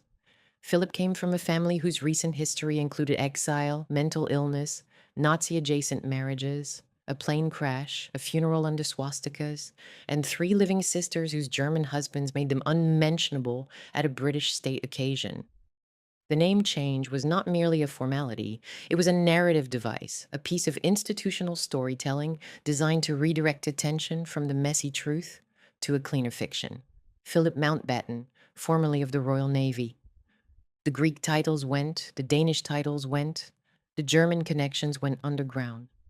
What emerged was a man whose official biography could begin with his naval service and end with his engagement to Elizabeth, with the continental middle, the sisters, the funerals, the German marriages, the crash, the swastikas at Darmstadt largely omitted.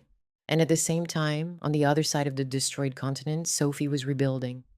In 1946, she married Prince Georg Wilhelm of Hanover and began a second life inside yet another German princely family.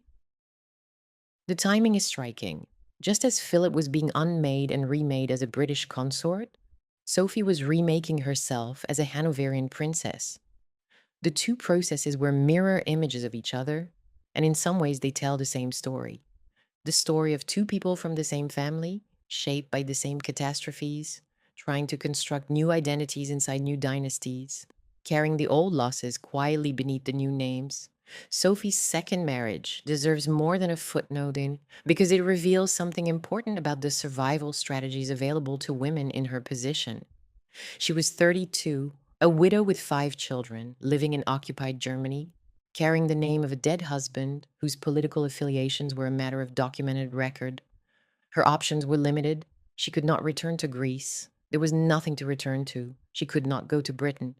Her brother's new life was being constructed precisely around the absence of women like her. She could marry again inside the German princely world that was the only world she knew, and hope that a new name and a new household would provide enough distance from the old one to allow her to raise her children and live her life without the weight of Christoph's legacy crushing every conversation.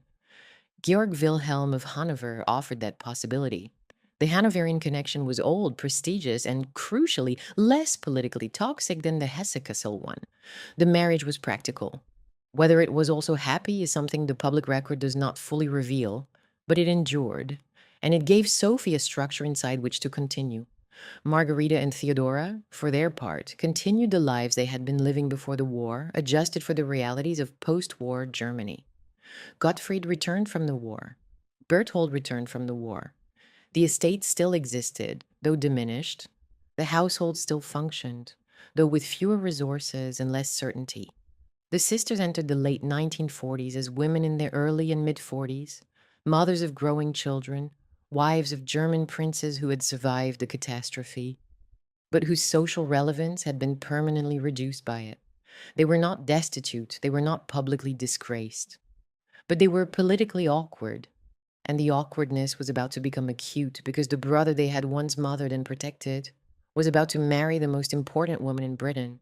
And the question of whether they would be there to see it was about to be decided by people who had never met them and who understood them only as a problem to be managed. The wedding was coming. Philip had a bride, a future, a new name, and a path into the center of British state symbolism.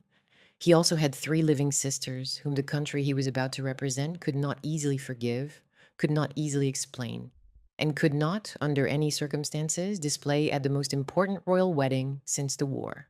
The collision between private truth and public necessity was no longer approaching. It had arrived. And for Philip, the boy who had been carried from Corfu in an orange box, who had lost his mother to illness and his father to indifference, who had buried his favorite sister in a Nazi-shadowed funeral, who had fought for Britain across every theater of a 6-year war, the price of his new life was about to become devastatingly clear.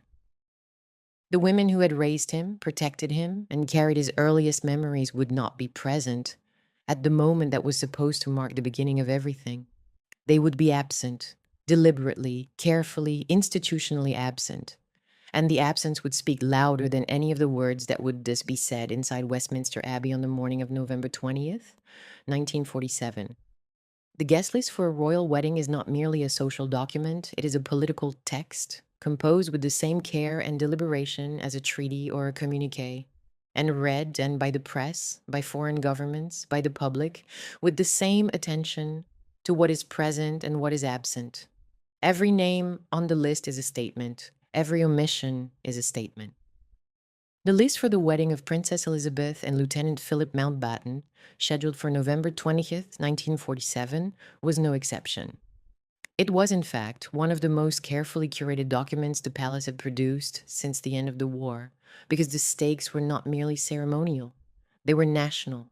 Britain in the autumn of 1947 was a country still deep inside the privations of post-war austerity. Rationing continued. Bread, which had not been rationed during the war itself, was now rationed. Coal was scarce. Housing was scarce. The national mood was one of exhaustion leavened by a desperate need for something to celebrate, something that looked like the future rather than the wreckage of the past. The wedding was being offered to the country as precisely that kind of event, a spectacle of renewal, of continuity, of the monarchy's ability to embody the nation's hopes, even in, especially in, a time of hardship. The groom's family presented a problem that the palace understood with cold precision. Philip Mountbatten had been successfully remade. His name was British, his uniform was British, his service record was impeccable. His personal qualities, intelligence, energy, bluntness, physical courage, were exactly the qualities that the institution valued. But behind the remade man stood a family that could not be remade because the facts of their lives were matters of public record, accessible to any journalist willing to spend an afternoon in a library. 3 surviving sisters, all married to German princes, one widowed by a man whose Nazi affiliations were documented, the other 2 married to men who had served in the German military during a war that had ended barely 2 years earlier. A 4th sister, dead in a plane crash, buried in a funeral attended by uniformed Nazis. A mother who had spent years in a psychiatric institution. A father who had lived out the war on the Riviera.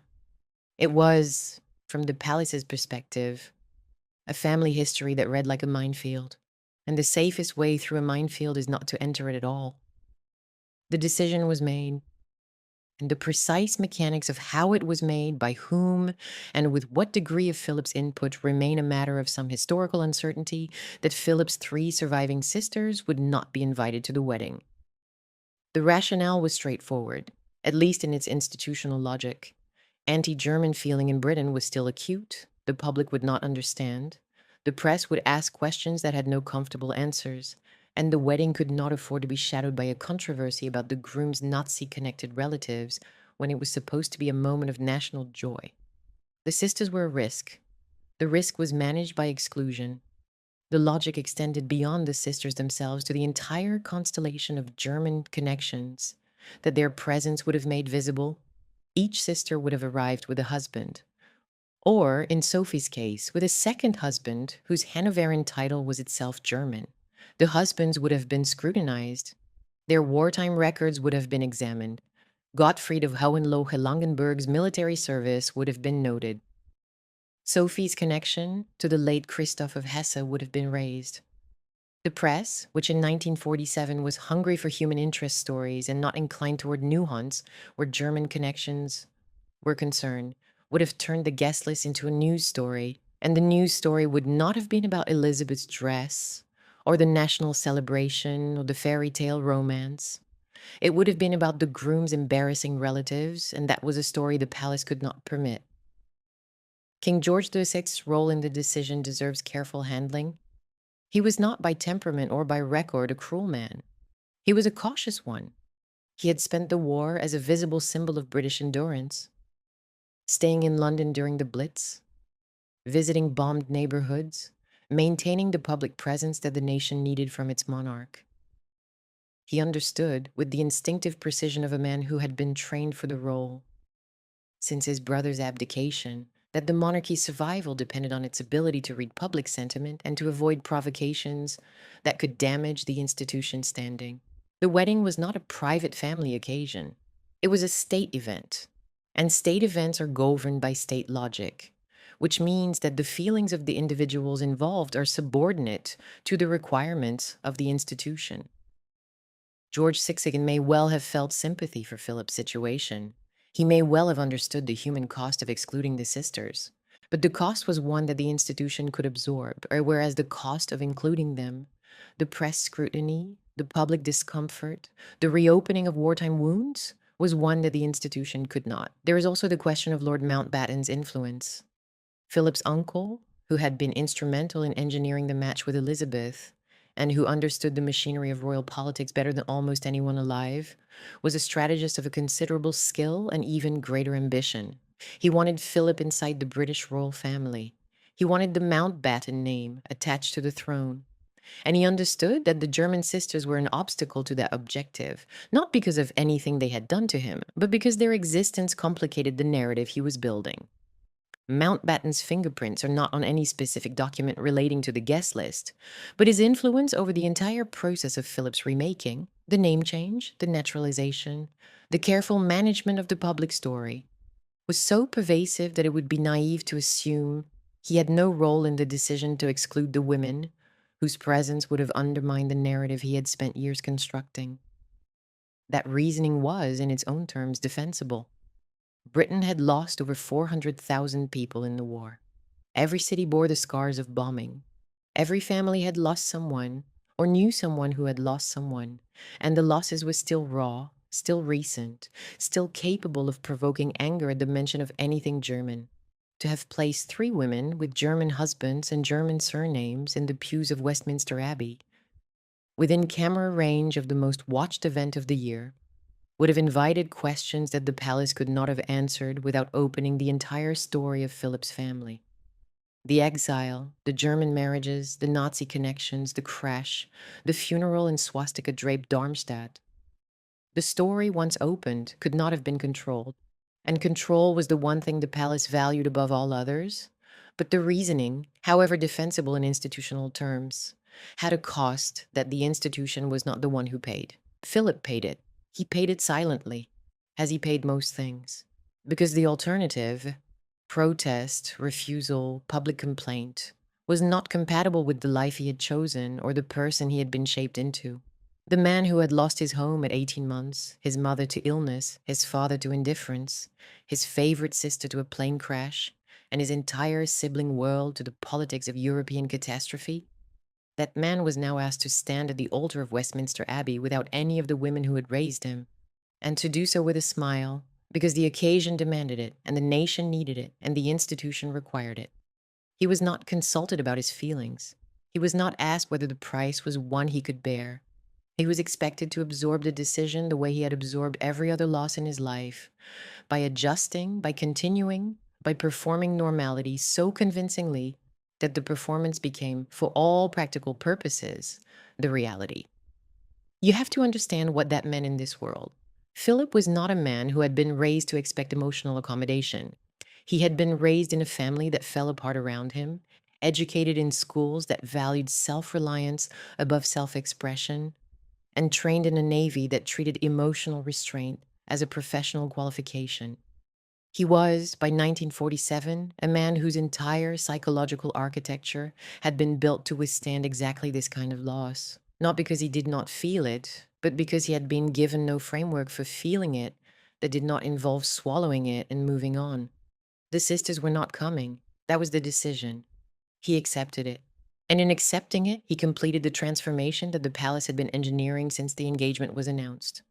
The continental prince with the complicated family became fully and finally a British consort with a clean narrative, standing inside Westminster Abbey on a November morning, with nothing behind him that the cameras could not safely show. November 20th, 1947, Westminster Abbey. The morning was overcast, as November mornings in London tend to be, but the light was not the point. The crowds were the point. They had been gathering since before dawn, tens of thousands of them, lining the route from Buckingham Palace to the Abbey, standing in the cold because they wanted to see the princess, and because seeing the princess on this particular morning meant seeing something larger than a single woman in a wedding dress. It meant seeing the country's future.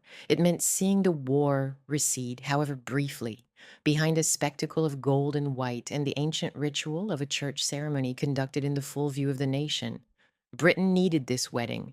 The government knew it. The palace knew it. The BBC, which was broadcasting the ceremony on radio to every corner of the globe, knew it. The country had endured 6 years of bombing, rationing, grief, and the long gray aftermath that followed victory, and the wedding was being offered as the first moment of genuine public joy since the guns had fallen silent. The abbey itself had been prepared with care. White flowers lined the nave. The choir stalls were filled. The organ was ready. 2,000 guests occupied the pews, a congregation that represented the full spectrum of post-war British power and the remnants of European royalty. Churchill was there, seated among the political figures, his wartime authority still visible in the way the room arranged itself around his presence. Attlee, the Prime Minister, was there, the crowned heads of Europe. or what remained of them after the continent's monarchies had been thinned by revolution, abdication, and war, were represented. Foreign dignitaries filled their assigned rows. Military officers in dress uniform provided the visual language of service and sacrifice that the occasion demanded.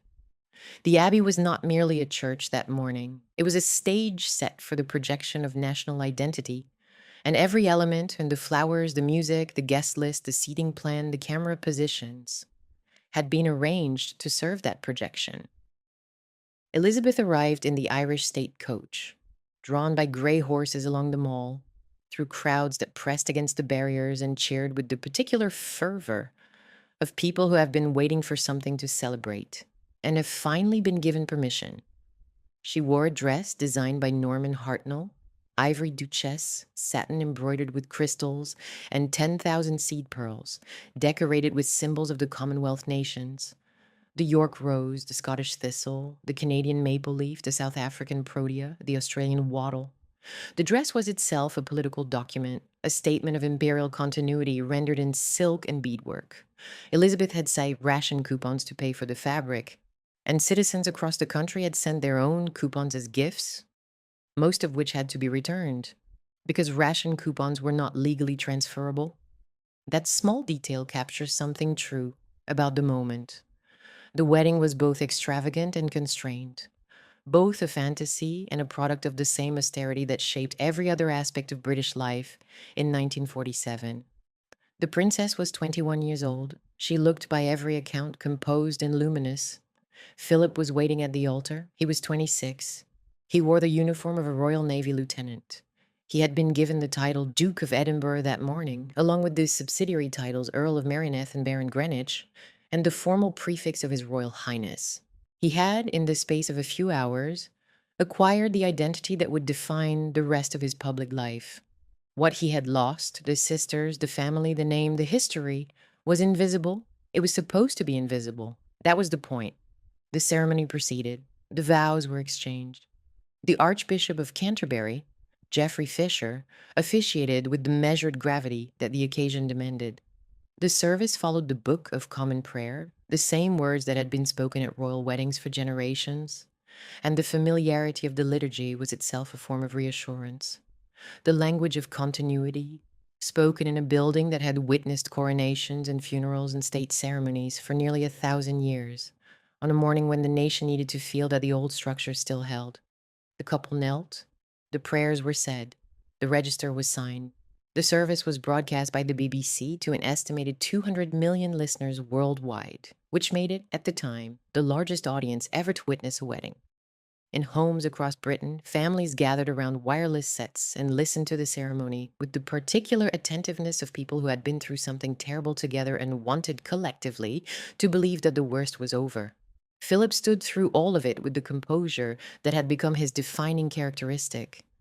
Whether that composure cost him anything, whether there was a moment during the ceremony when he thought of the women who should have been sitting in the pews, the women who had held him as a child, the women whose absence from this room was the price of his admission to it, is something that no one outside his own mind will ever know. He did not show it if he felt it. He was not expected to show it. The institution he was entering did not value emotional transparency.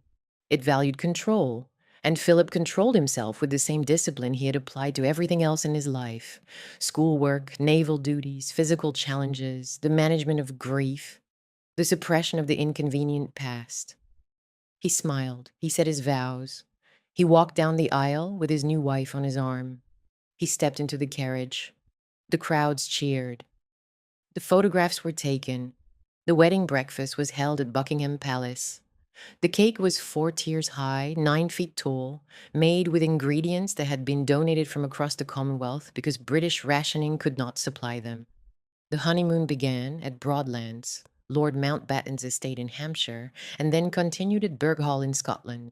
The story of Philip and Elizabeth, the story that the palace wanted told, the story that the nation wanted to hear, was officially underway, and in Germany 3 women, who were not there, did whatever it was they did on the morning of November 20th, 1947.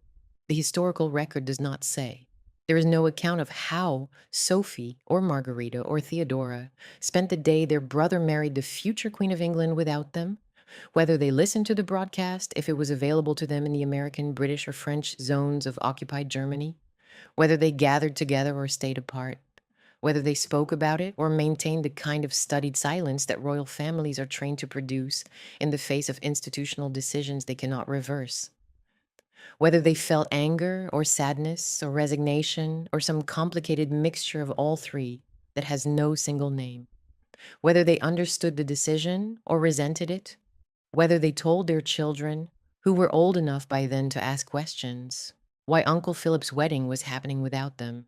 The record is silent because the sisters were silent or were expected to be silent, and silence given this family in this story was both a survival strategy and a form of erasure.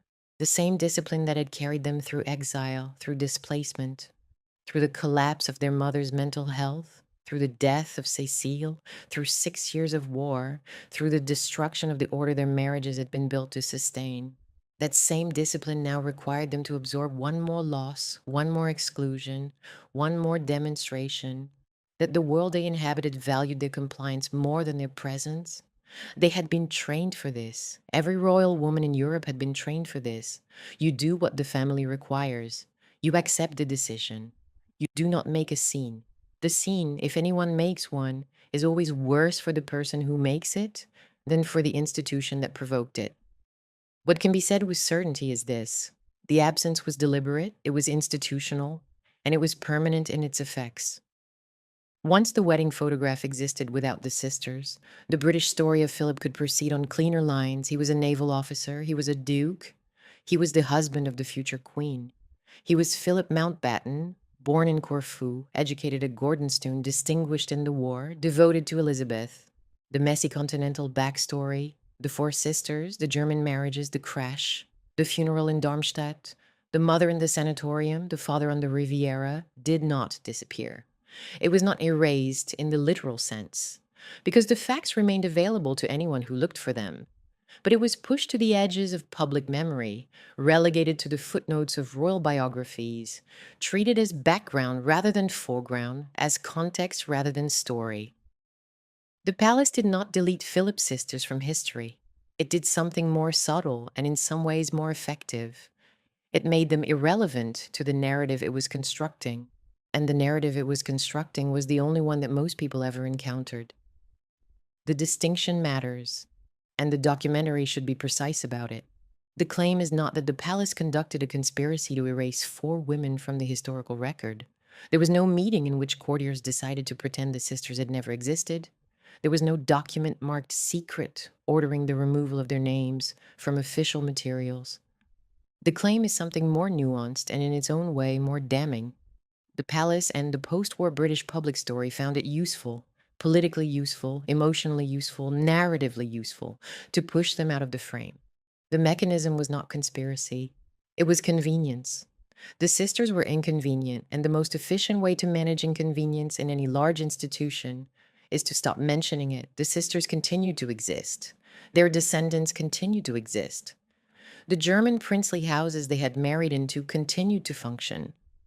But in the British telling of the Philip story, the version that appeared in newspapers, in magazines, in the official court circular, in the biographies that were published with the cooperation, or at least the tolerance of the palace, and in the public's understanding of who the Duke of Edinburgh was and where he came from, the sister occupied no space. They were not mentioned. They were not discussed. They were not denied exactly, but they were not affirmed either.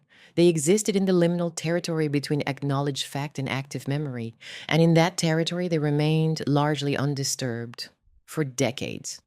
The British public knew Philip as a man who had been born in Greece, educated at Gordonstoun, served with distinction in the Royal Navy, and married Princess Elizabeth. That was the story. The 4 sisters, the German marriages, the crash in 1937, the funeral in Darmstadt, the widowhood and the remarriage, and the decades of German domestic life, all of that existed outside the frame, available to scholars and biographers, but invisible to the millions of people who encountered Philip only through the carefully managed lens of official royal communication.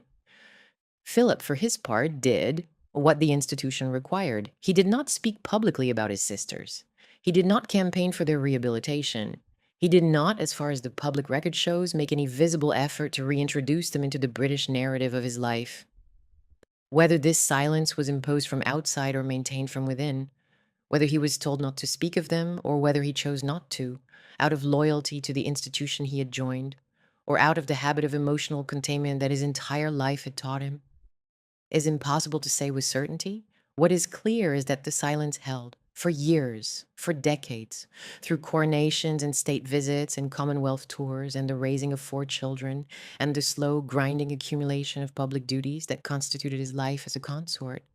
Philip carried the knowledge of his sisters, their existence, their histories, their exclusion, without ever making it a public issue.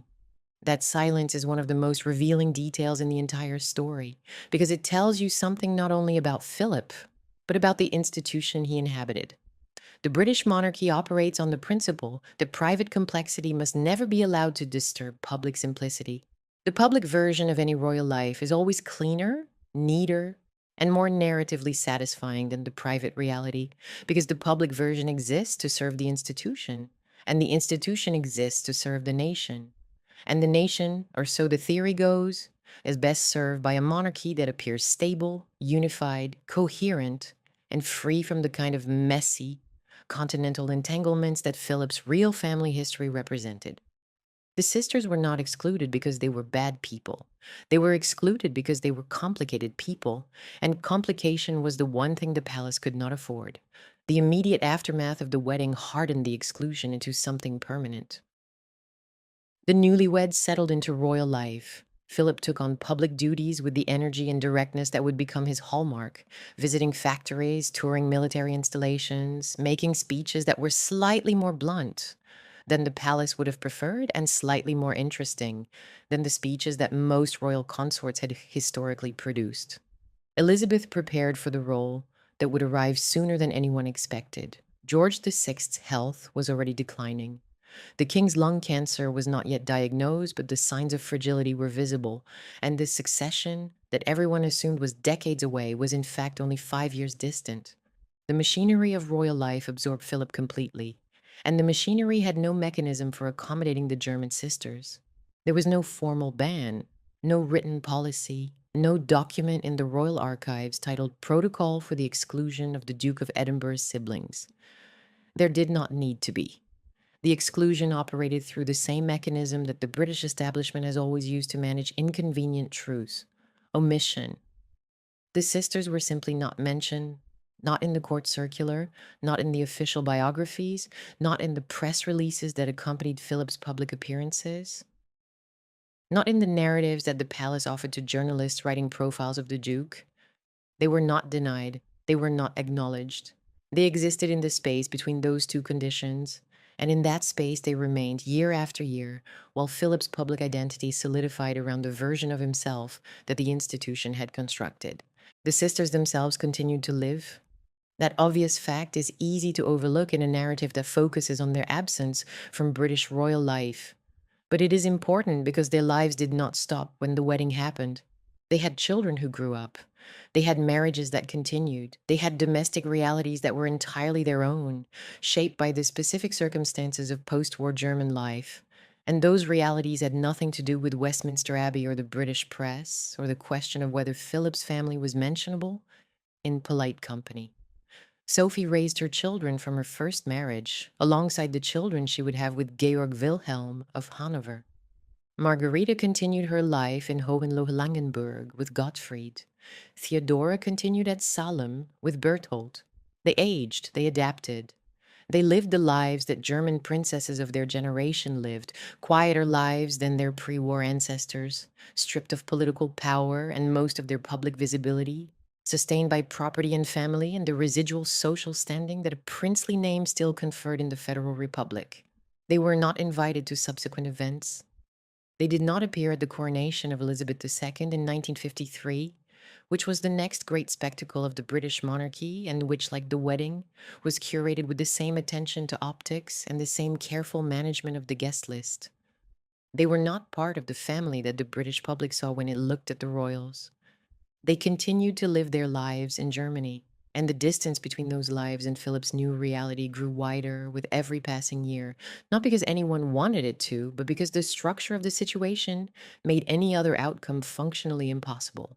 The two worlds, the German princely world and the British royal world, operated on parallel tracks, aware of each other's existence, but separated by politics, geography, memory, and the accumulated weight of everything that had happened between 1930 and 1947. The wedding had solved the public optics. It had not solved the private problem.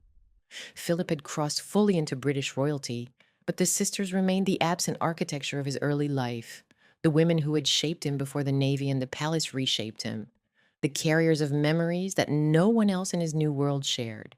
He could not talk about them. He could not bring them into the conversation.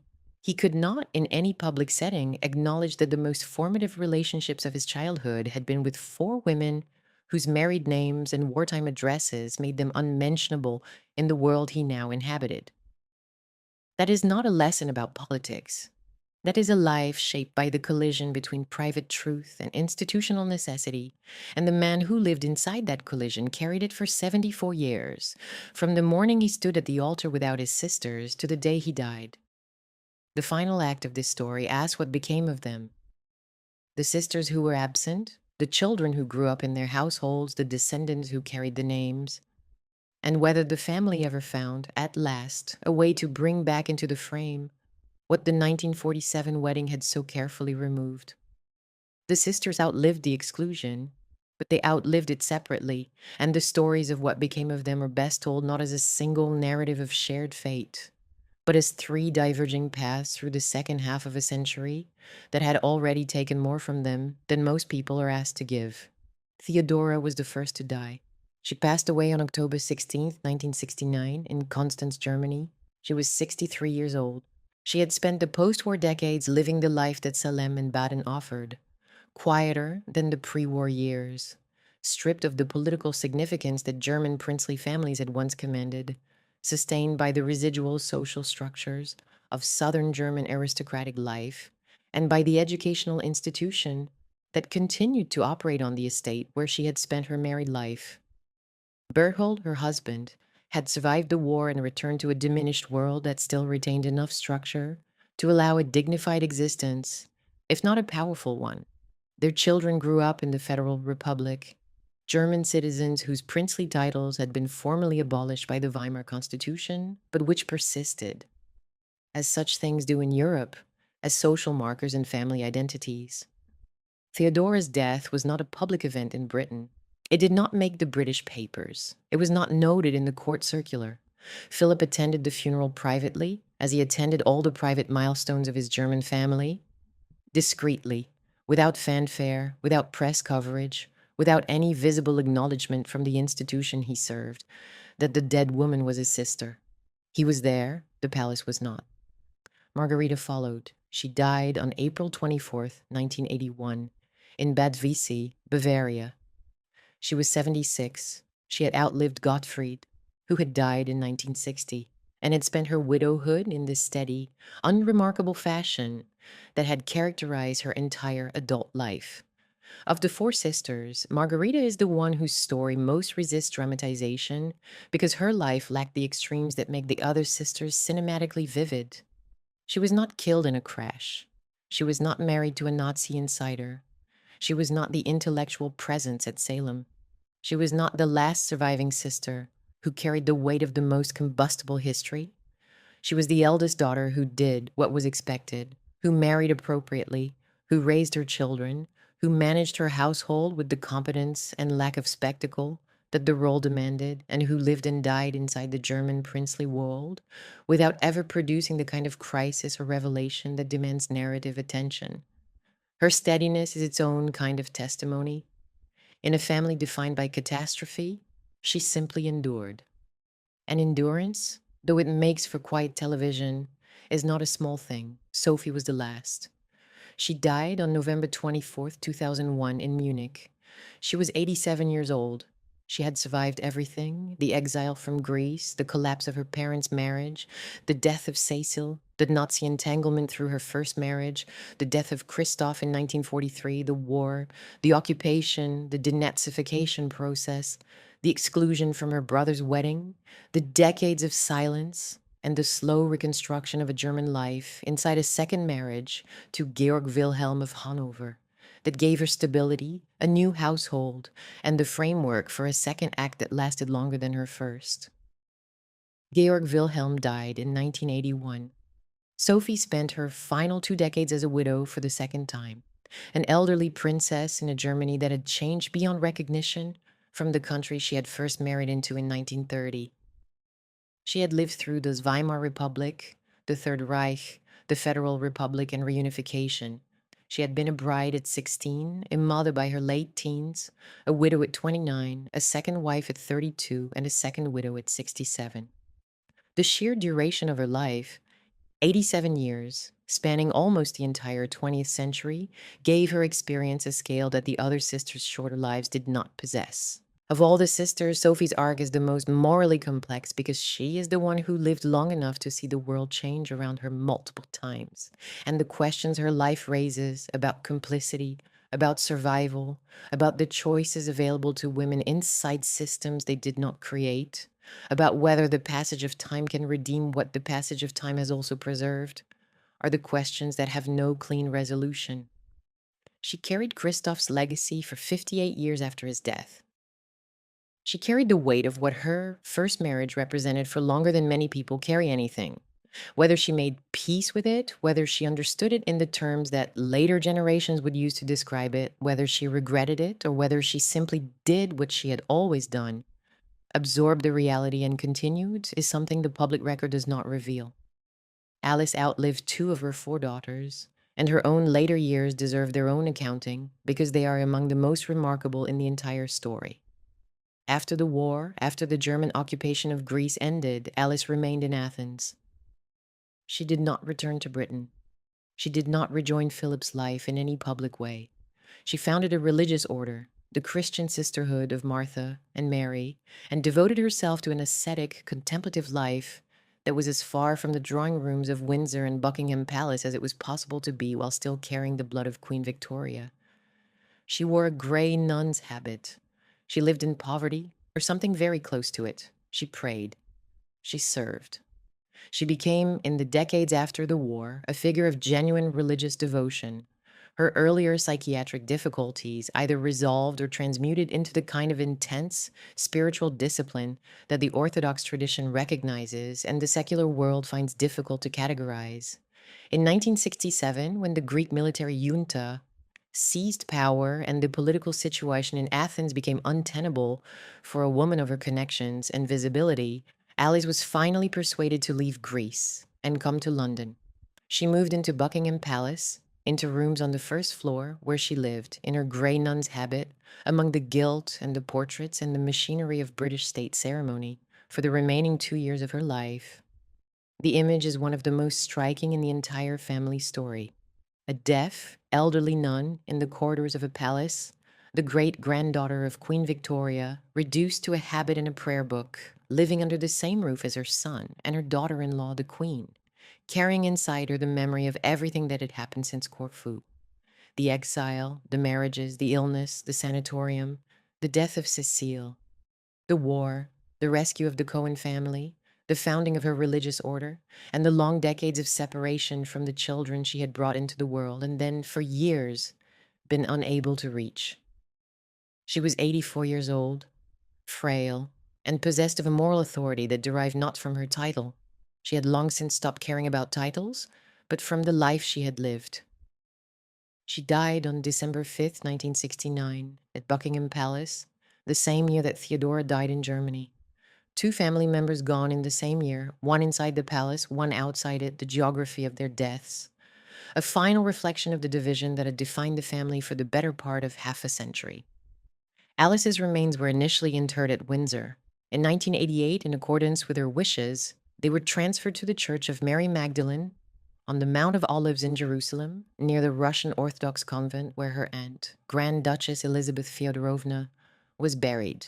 The journey of her body, from Windsor to Jerusalem, from the heart of the British monarchy to the sacred geography of the faith she had adopted, is itself a kind of narrative, the final movement of a woman who had spent her life crossing borders between worlds that could not quite contain her. Prince Andrew, Philip's father, had died much earlier, in December 1944 at the Hôtel Métropole in Monte Carlo during the final year of the war. He was 62. He had spent his last years in the south of France, separated from his wife by geography and by the unbridgeable distance that mental illness and mutual exhaustion had created between them. At a remove from all of his children, living the diminished life of a prince without a kingdom, a soldier without an army, a father without a functioning family, he kept the company of a woman who was not Alice. He lived on a small income. He maintained the social posture of a prince because it was the only posture he knew, even as the substance of the role had long since been hollowed out. His death was quiet and largely unnoticed outside the small circle of people who still remembered what he had once been. Philip, who was serving in the Pacific at the time, learned of his father's death by telegram. The relationship between them had never been repaired, never in fact been seriously attempted. Andrew died as he had lived for the last 2 decades of his life, at a remove from the people who might have needed him, carrying his title and his disappointments into a hotel room where no one was waiting for him. The deaths of the sisters and the parents, spread across decades, created a particular kind of accumulated loss. Philip did not lose his family all at once. He lost them in installments: Cecile in 1937, Andrew in 1944, Theodora in 1969, Alice in 1969, Margarita in 1981, Sophie in 2001. And each loss subtracted another piece of the original family, another person who had known him before the Navy and the palace and the public identity that had been constructed around him. By the time Sophie died in 2001, Philip was 80 years old and every member of his birth family was gone. He was the last survivor of the household that had fled Corfu in 1922, the last person alive who remembered what it had been like to be carried in an orange box by women who loved him, the last witness to a family story that the institution he served had spent half a century finding it convenient to forget. The cultural afterlife of this story belongs primarily to one production, The Crown, the Netflix series created by Peter Morgan, that premiered in 2016 and that devoted significant attention to Philip's family background across multiple seasons, including the death of Cecile and the complexities of his German connections. The 2017 episode Paterfamilias, in the second season, dramatized Philip's childhood with particular intensity, his time at Salem and Gordonstone, the difficult relationship with his father and his uncle, and the 1937 plane crash that killed Cecile. Matt Smith played Philip.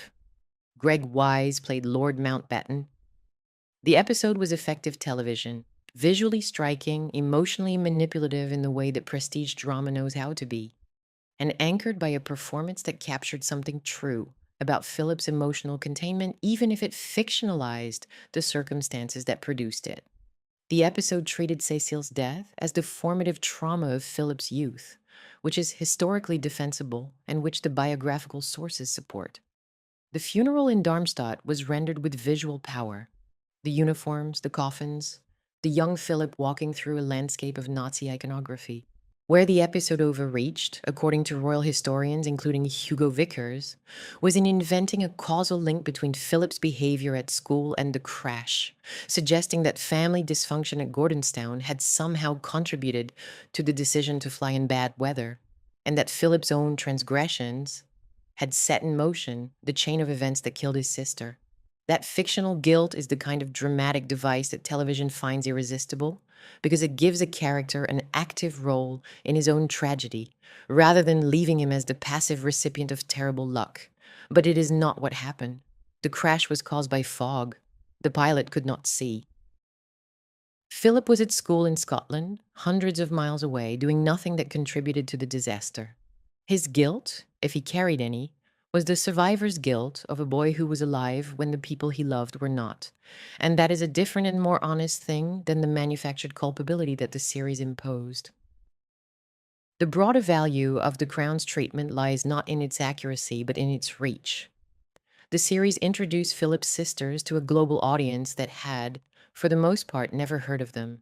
Millions of viewers who knew Philip only as the Queen's husband, The blunt, funny, occasionally controversial man who walked two steps behind Elizabeth at state occasions, learned for the first time that he had once had four sisters, that one of them had died in a plane crash, that the others had married German princes, and that the family's history was far more complex, far more painful, and far more interesting than the official royal biography had ever acknowledged. The series did what the palace had spent decades avoiding. It put the sisters back in the story. The book layer is equally important, though less widely known. Philip Eads' biography, Young Prince Philip, published in 2011, provides the most detailed English language account of Philip's childhood and the family dynamics that shaped him.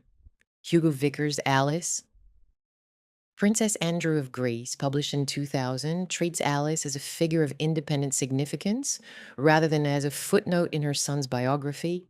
And Jonathan Petropoulos' Royals in the Reich, published in 2006, places the German princely families, including the Hesse castle branch into which Sophie married, inside the broader context of aristocratic accommodation to fascism. Together, these three works provide the research foundation for any serious treatment of the story, and together they make the case that the sisters' lives deserve the kind of careful, contextualized attention that the palace and the post-war British public story denied them. What remains, in the present tense, is not a British country estate or a single family seat, but a surviving web of German aristocratic lines and a more cautious official memory. The royal family's website now names Philip's four sisters in its biographical entry for the Duke of Edinburgh, though only briefly and without the kind of elaboration that would invite further questions. The naming is itself significant because for decades the official materials treated Philip's pre-British life as a footnote rather than a chapter, a brief paragraph of origin before the real story, the navy, the marriage, the Commonwealth, began. The sisters exist on the website the way they existed in Philip's public life, acknowledged but not dwelt upon, present but not explored, named but not narrated. The German branches survived, and they survived in ways that reflect the different circumstances of each sister's household.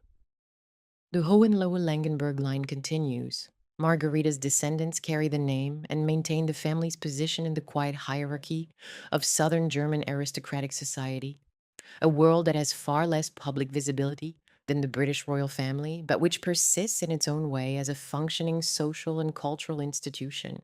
The Baden line continues through Theodore's descendants, connected to Salem and the educational legacy that Kurt Hahn built there and that endures as one of the most respected private schools in Germany. Sophie's children and grandchildren spanned two marriages and two princely houses, the Hesse line through Christoph and the Hanoverian line through Georg Wilhelm. And they carry in their blood and in their family archives and in the stories passed down across three generations the most politically complicated inheritance of all the sisters' branches. The Hesse-Kassel connection remains the one that historical scholarship returns to most frequently, because it is the one that raises the hardest questions about elite complicity, aristocratic accommodation, and the long aftermath of choices made inside systems of power that the people making them did not fully understand or could not fully resist. The descendants did not ask for this inheritance. They did not choose to be the grandchildren and great-grandchildren of women whose marriages made them historically problematic. They carry it the way all descendants carry the legacies of previous generations, with varying degrees of awareness, acknowledgement, and willingness to engage with the questions that the legacy raises. The most important single moment in the story's present-day resonance came on April 17, 2021, when Prince Philip's funeral was held at St. George's Chapel, Windsor Castle. Philip had died on April 9th at the age of 99, 2 months short of his 100th birthday. The funeral was constrained by coronavirus restrictions to 30 mourners, which gave the ceremony an intimacy that a full state event could never have achieved, and which made every seat in the chapel a statement of priority, because with only 30 places available, every inclusion was a deliberate choice and every exclusion was visible. Among those 30 mourners, at Philip's explicit wish, were 3 German relatives descended from his sisters: Bernhard, hereditary prince of Baden, representing Theodora's line; Philipp, prince of Hohenlohe-Langenburg, representing Margarita's line; and Donatus, Landgrave of Hesse, representing the Hesse connection that linked back through Cecile and through the wider Hesse castle world that Sophie's first marriage had inhabited. Their presence was confirmed by the palace, which acknowledged that the German relatives had been included at the Duke's personal request, and which noted, with the kind of understatement that the British monarchy has elevated to an art form, that German relatives had not attended the 1947 wedding because of anti-German feeling after the war. That detail is worth sitting with for a moment because it is the structural counterpoint to the entire story. The 1947 wedding had been built around the absence of Philip's sisters. The 2021 funeral was built in part around the presence of their descendants. The young groom who had stood in Westminster Abbey without his family had become the old man who arranged in his final instructions for the family to be brought back. Not the sisters themselves, and they were all gone by then, all four of them buried in German soil, but their children and grandchildren, the living proof that the lines which the palace had found it convenient to ignore had continued, had produced new generations, had survived. The exclusion that had lasted for 74 years was at last symbolically reversed, not by the institution, which would have been content to continue the omission indefinitely, but by the man himself who understood, at the end of his life, that the story of who he was could not be told honestly without the women who had been written out of it. The image is one of the most powerful in the entire narrative, not because it is dramatic, but because it is quiet. Three men in dark suits, seated in the chapel alongside the Queen and the senior royals, representing the branches of a family that the British monarchy had spent 3/4 of a century treating as though they did not quite exist. They were not introduced from the pulpit. They were not singled out for attention. They were simply there, present in the room where their great-uncle's coffin rested, included at last in the ceremonial life of family that had excluded their mothers and grandmothers from the ceremony that should have included them most. Whether Philip saw the funeral as an act of restoration, or whether he simply wanted his full family represented at his death in the way that it had not been represented at his wedding, is unknowable. He did not explain his reasons. He did not, as far as the record shows, frame the decision as a correction of a historical injustice. He simply asked that they be there, and they were there. The descendants of Margarita Theodora and the wider Hesse connection sat in St. George's Chapel, while the coffin of their uncle, their great-uncle, the brother who had been separated from their mothers by politics and war and institutional convenience, was carried into the church. The circle was not closed. Circles never close cleanly in real life, but it was acknowledged. The absent were, at last, present. The story of Prince Philip's four sisters reveals the price of a famous name, when the name spans too many countries, too many loyalties, and too many disasters for any single narrative to contain. The sisters were not simply embarrassing relatives who had to be hidden away for the sake of appearances. They were evidence that dynastic life never stays neat, that a family can be linked at once to exile and fascism and courage and glamour and mental collapse and military service and survival, and that the effort to simplify that complexity into a manageable public narrative, which is what the palace spent decades doing, and which is what institutions always do when the truth is more complicated than the story they need to tell, always comes at a human cost. The public got a cleaner myth. Philip lost the right to bring the whole truth of his family into the photograph. The sisters lost the right to be mentioned in the story of their own brother's life, and the children and grandchildren carried for decades the weight of a silence that was not of their making and that they had no power to break. That is not a lesson. That is just the life the century gave them.